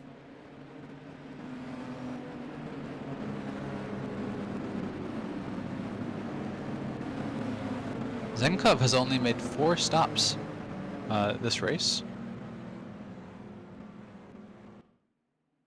Artunyan has done 5, Bezrukov has done 5. Denis Udachin, believe it or not, has done 10 pit stops. Yikes. And is running in 6th place. Well, if you do the pit stops all during a caution. That's true. That's true. Yeah, Udachin has been involved in I think more than a few accidents throughout. I don't think any were his fault, but he was able to get repaired and get back out there. I mean, when you're in the pack, let somebody 2 positions in front of you have an accident and you're gonna be part of it. Green flag, go, go, go! Alright, here we are coming up to the bricks. Lap 183 begins now of 200 at the Indy 500. Zenkov is out there 3 wide already. And Artunyan trying to get into the mid of it. Zenkov Simpson. Simpson has quite the run here on Zenkov. He looks to the outside. He's got the overspeed. Yeah, but Zenkov has the inside line though. They're alongside each other here. And again. And now comes the straight. It's a drag race. I think Simpson is... No, he's not far away yet. Simpson's edged out in front, but that might be temporary here as Zenkov takes the inside line. Yeah, so Simpson has the better speed. Zenkov has the inside line, so... And it's interesting, the others are taking also the inside line. Draft. Zenkov has the draft now, but Simpson's... Yep, Zenkov dips a little bit ahead. Yep. That's it. Zenkov takes it. Simpson's behind. Yeah, but he's so close behind that that's not a done deal by far. There was a real rough tap there. From, yes. Yep, there it is. Continuing on. Is it gonna be a caution? Oh, it's definitely gonna be a caution. Dennis Udachin. It looks like. Oh my God, who is that? They're upside down. Roman Kazakhov. No. Dennis Udachin was off. Looks like. Yeah. Caution. Caution call. My goodness. Who was that? Yeah, it was Udachin and Roman Kazakhov. Both involved. Kazakhov ended up spun around. Udachin ended up upside down for a brief moment. Got back. Those drivers will be able to limp it back to the pit lane, but their chances at a win previously present are completely gone. We're on lap 186. We've typically done about 4 to 6 laps under caution. We're going to have about 9 or 10, maybe even 7 or 8 laps left once we go green again. Position 9, Dennis Udachin is really slow coming around. The guys might just catch him again. He might lose a lap just on his in lap back here.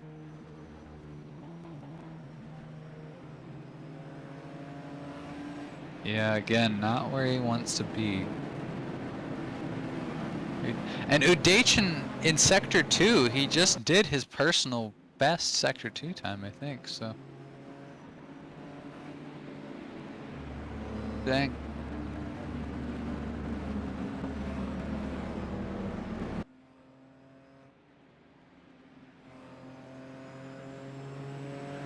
Well, this will be an interesting race to the finish. This has been an interesting entire time.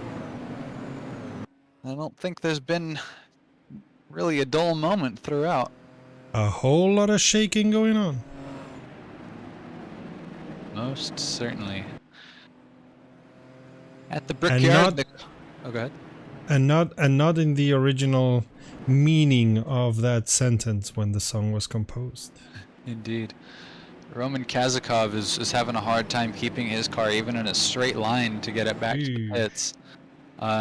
Both of those drivers were hard into the inside of the wall, the pit wall, and then they both bounced off of that. They went careening through the grass on the inside of turn 1 and then slammed into the wall exit of that corner. That looks very much like suspension broken, at least suspension broken, maybe even the steering. Definitely both, I think. I mean, in real life, this would be an automatic DNF, because if the steering is gone and the suspension is gone, there's no way you can repair it. Yeah, the steering is broken. If you take a look at, let us take a look from onboard. Where is it? There he is. If we look at onboard, you're gonna see how he's weaving.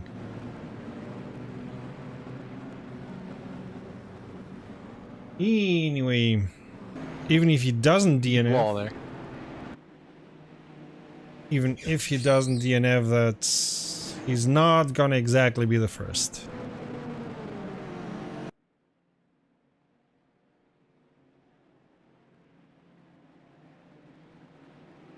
Yikes. Yeah, you can see just how hard a time he's having just keeping that thing, and not even a straight line, but he's having a hard time just tracking that thing just at all. And there he goes into the pits for what will definitely be a long time spent repairing that automobile. Wait a moment. We have Simpson at first, Arutunian at second. Zenkov is a retirement. Yeah, Zenkov DNF'd. Why? I don't know. He had nothing to do with the accident? Yeah, Hey? I have no clue. He was the leader. Yeah. That's strange. Wow. That boggles the mind.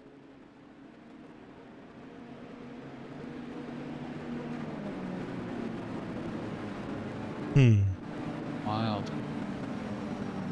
Yeah, I mean,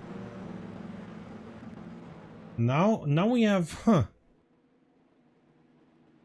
10 laps ago we would not have said that we would see Simpson on first, Arutunian on second, and Bezrukov on third.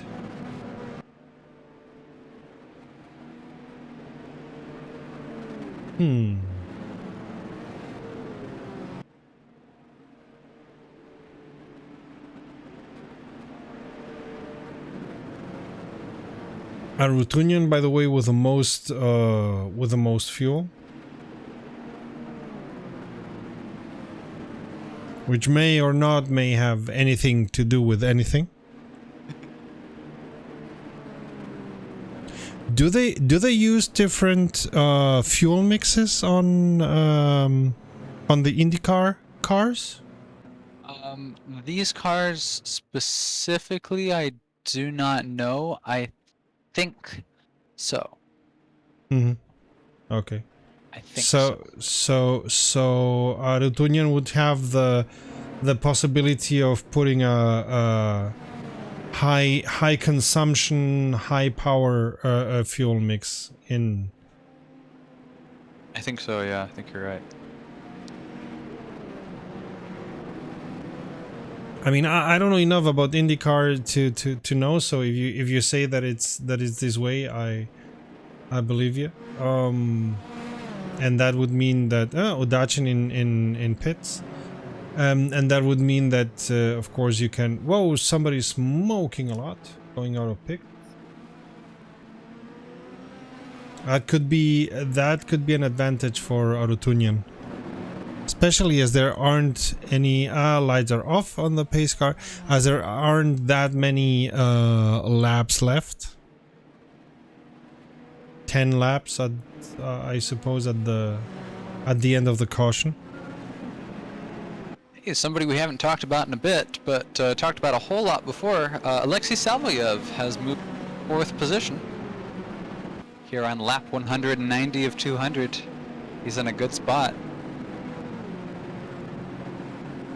Bezrukov and Arutunian are in third and second, respectively. Elliot Simpson is in first. So it's Pramoxiflame, then Zenkov, then Zenkov, then Pramoxiflame. This has been quite a battle of the teams, I'll tell you what. Mullick as well, the representative from VRC team. He is in fifth. He hasn't really been able to crack the ceiling to go above that. But, oh boy, not for a lack of trying. We saw some intense driving there from Mullick that unfortunately was meant the end of Grossman. Pace car is in. We're about to get going again. Green flag, go, go, go. And there we go.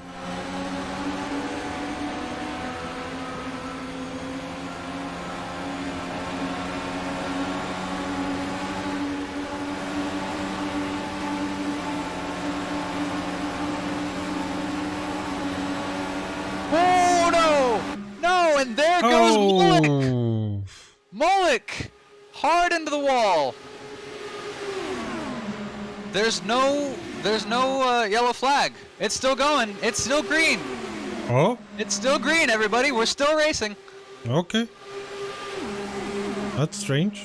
Mullick down to 7th. No pit stop. No finish.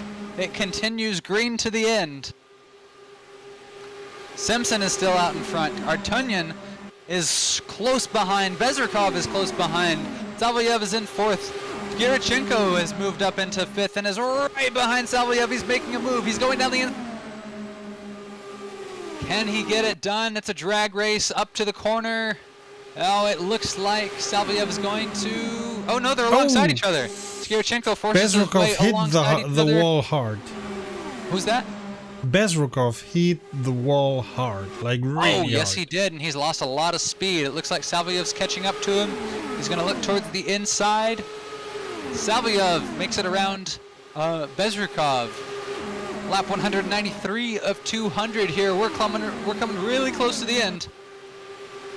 Bezrikov is back along with Skirichenko, who has passed him. Salvayev is in 3rd place. Salvayev is in a podium position for the first time in a long time. Artunyan went way out to the outside and hit that. Trying to. Yeah, he hit the outside of turn 3's entry. Elliot Simpson is your leader. So complete. Oh, lap Skirichenko moved 193. into 3rd. Yes. Yeah, Skirichenko moves into 3rd. Where's Salvayev? Salvayev has dropped back a little bit, down into 5th. I'm sorry, down into 4th now. I think. Ah, no, Salvayev. Yeah. Yeah, Bezrikov is still behind in 5th, but Skirichenko was able to move ahead. Skirichenko is on a tear. Wow. Skirichenko just did a 40. Artunyan going to the inside. Mm-hmm. Ah, no, okay, but he's too far away. Artunyan just did a 40.102. Very, very, very. I'm sorry. Did a 40.179. Best lap 0.102. Oh! Hard hit! Oh, hit! yes! Salvayev and Bezrikov. Salvayev survives it, but Bezrikov, no! Oh my goodness! Bezrikov is crashed. He is out. That looks like the front bumper also of. No, that looks like Bezrikov's own front bumper, but there's another front bumper as well. Is it Salvayev's? Oh, that's Salvayev's front bumper. Salvayev will have to come into the pits. 6 laps to go. Oh, will this complete things? Will we maybe be finishing this race under caution? I would say so. Caution has normally been about 4 to 6 laps. Pace car, I don't know if the pace car is coming out right now, but it is under yellow already. Yep, it's under yellow. Pace car, there's the pace car. Yeah, I'm pretty much sure that this is gonna end behind the pace car. Not the end that we would prefer, but we've seen a lot of action going on. The finish will be, if we don't go back to green before we complete lap 200, the finish will be the order of running when the pace car, or when the yellow flag was first waved. Because that pauses the order of things. Okay. Yeah, of course. And so since Bezrikov got moving again, he's in 6th. It brought him down to 6th. Valery Mullick was able to catch up, but he didn't pass Bezrikov. Peter Sokolov did get ahead of him though.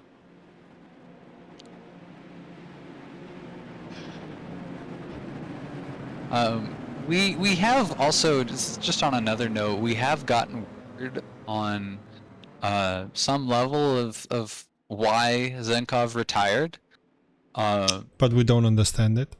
We don't understand it. Yeah. So we're told fourth in the row failure,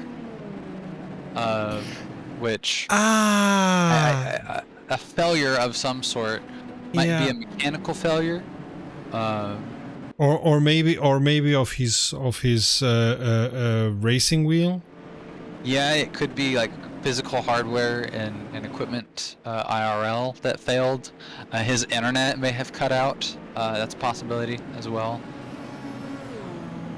So there's lots of things that could happen. Valerie Molik, I guess, getting the wave around past the pace car, because he is moving along at a pretty good clip there. But yeah, so we're on lap 197 here. Lights are not off. I'm pretty... I would gather that we're gonna finish behind the pace car. Yeah, if we don't finish behind the pace car, we'll have like one shootout lap. Yeah. But it's very, very possible we finish this lap, or we finish this race under caution.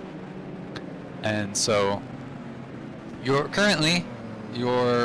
unofficial final standings are Elliot Simpson, Georgy Artanyan, Anton Shiroshenko, Alexei Savelyev, Peter Sokolov, Nikolai Bezrukov, Valery Molik, Stanislav Pavlov, Vlad Pizanenko, and Rudmir Hui, which rounds out the top 10. And I still cannot get over Grossman having to DNF. I know, that was crazy. And then Valery Molik, shortly after, we saw recently he got his comeuppance, and no flag for that one, which honestly surprised me. I thought we were going to get a flag, and if we got a flag that incident, we probably wouldn't have had this incident. It would have been, you know, some other alternate timeline. The 18 car, I think it's the 18 car, is missing a front. Roman Kazakhov, yeah, he's missing his front wing. I think, honestly, I think it's actually a mistake right now to come into the pits. Because if we get going green again, I mean, Bezrukov was far enough ahead. He was the last car lap, so hey, why not? Especially since his car was basically destroyed. But I think right now, if you come into the pits, you're stupid, because it's like lap 198 or 200. We're gonna finish this under yellow. If we go green for like one final lap, then you've lost your position. Yeah. Yeah, but I don't think that the race is gonna restart. Yeah, we're on lap 199 here, and the lights are still on the pace car, which means that this is not the final lap. So look, they're finishing the race like in Spa, only these guys did race. Yeah, Formula One Spa from course from 2020. For anybody watching this later on and missing context, 2021. It was race. This year. It was this year, mate. Yeah, 2021, and shortest race in Formula One history. Let's just say that. 3 laps behind the quotes. pace car. Races. The fact that counted for points is ridiculous. The fact that they even did that race is ridiculous, and all the pilots were saying it. They were saying it that they had to start the race only because of money.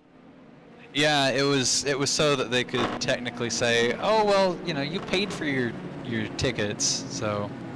No, forget the tickets. The more important thing is the whole people paying for TV rights and so on. Oh yes. That's the big money. The tickets. The Formula One only gets I think they don't even get money from the tickets, because the tracks pay a lot of money for Formula One to race there. Indeed, but it's what I'd be more mad about. Imagine, it's your first Formula One event, yeah, you've saved up that. for ages. You know how much those tickets cost, right? You've saved up for ages, you buy your ticket, you go there, you watch them do like 3 laps under caution, and you spend hours under the rain, because there's a lot of races before the Formula One race, so you spend hours under the rain waiting for Formula One to start, and then these guys just do 3 laps and bye-bye. So, speaking of which, this is lap 200 of 200. This is the final lap. The pace car lights are out. So, but there's not going to be a restart. We will finish this race under caution. Like the pace car is going to go in, but the moment these guys pass the the start and end line, the race is gonna be finishing, so they don't even have to think about going on the throttle. Indeed. We will refrain from congratulating our winners until that moment, but it's coming around pretty quick, and then we'll be able to relatively officially call it. Don't jinx it. Remember, in I think it was Formula One Baku, I think it was Grosjean who, in the yellow phase, he spun around. So Cut over to Roman Kazakhov just really quick, and then cut back. He's in 14th. Green flag, go, go, go! yeah. Oh bother. Yep. And here we are. Yep, as we thought. Checkered flag. Wait, hang on. Are we racing? We're racing. This is the last lap, but they're like driving. But I don't think this is right. No, they no, because at least the timer is showing that the race has ended. Yeah, the timer says it's ended for me as well. So, yeah, this is Yeah, this is the end of it. Yeah. They're all Congratulations congratulations. Congratulations to Elliot Simpson for winning the virtual racing community Indy 500 2021. And winning after a great race. I mean, it's not as if it's not like in Spa where they didn't race. They did race, and they did. It was a full an race. enormous race. So Absolutely. We've just finished it under caution. But Yeah. yeah, Elliot Simpson, he wins it. He was out in front when the caution flag came out. And then Aratunyan, Zinkov Racing in second place. Anton Skirichenko, also Zintov Racing, in third. Savelyev, Promoxiflame team in fourth. Peter Sokolov, the free drivers in fifth. And that's your top five. But there he is. He's doing his donuts. The Promoxiflame team claims Elliot Simpson or not. as the winner. Anyway, this has been yet another race commentated on romrom.net. We hope to see you soon. Tomorrow, no, day after tomorrow, no, whatever. Sunday, exactly. Sunday, we are again showing a race, this time by Global Enduro. And until then, thank you very much, Cody, for commentating this race with me. Safe fuel, collect pickup, and we'll see each other on the podium. Bye.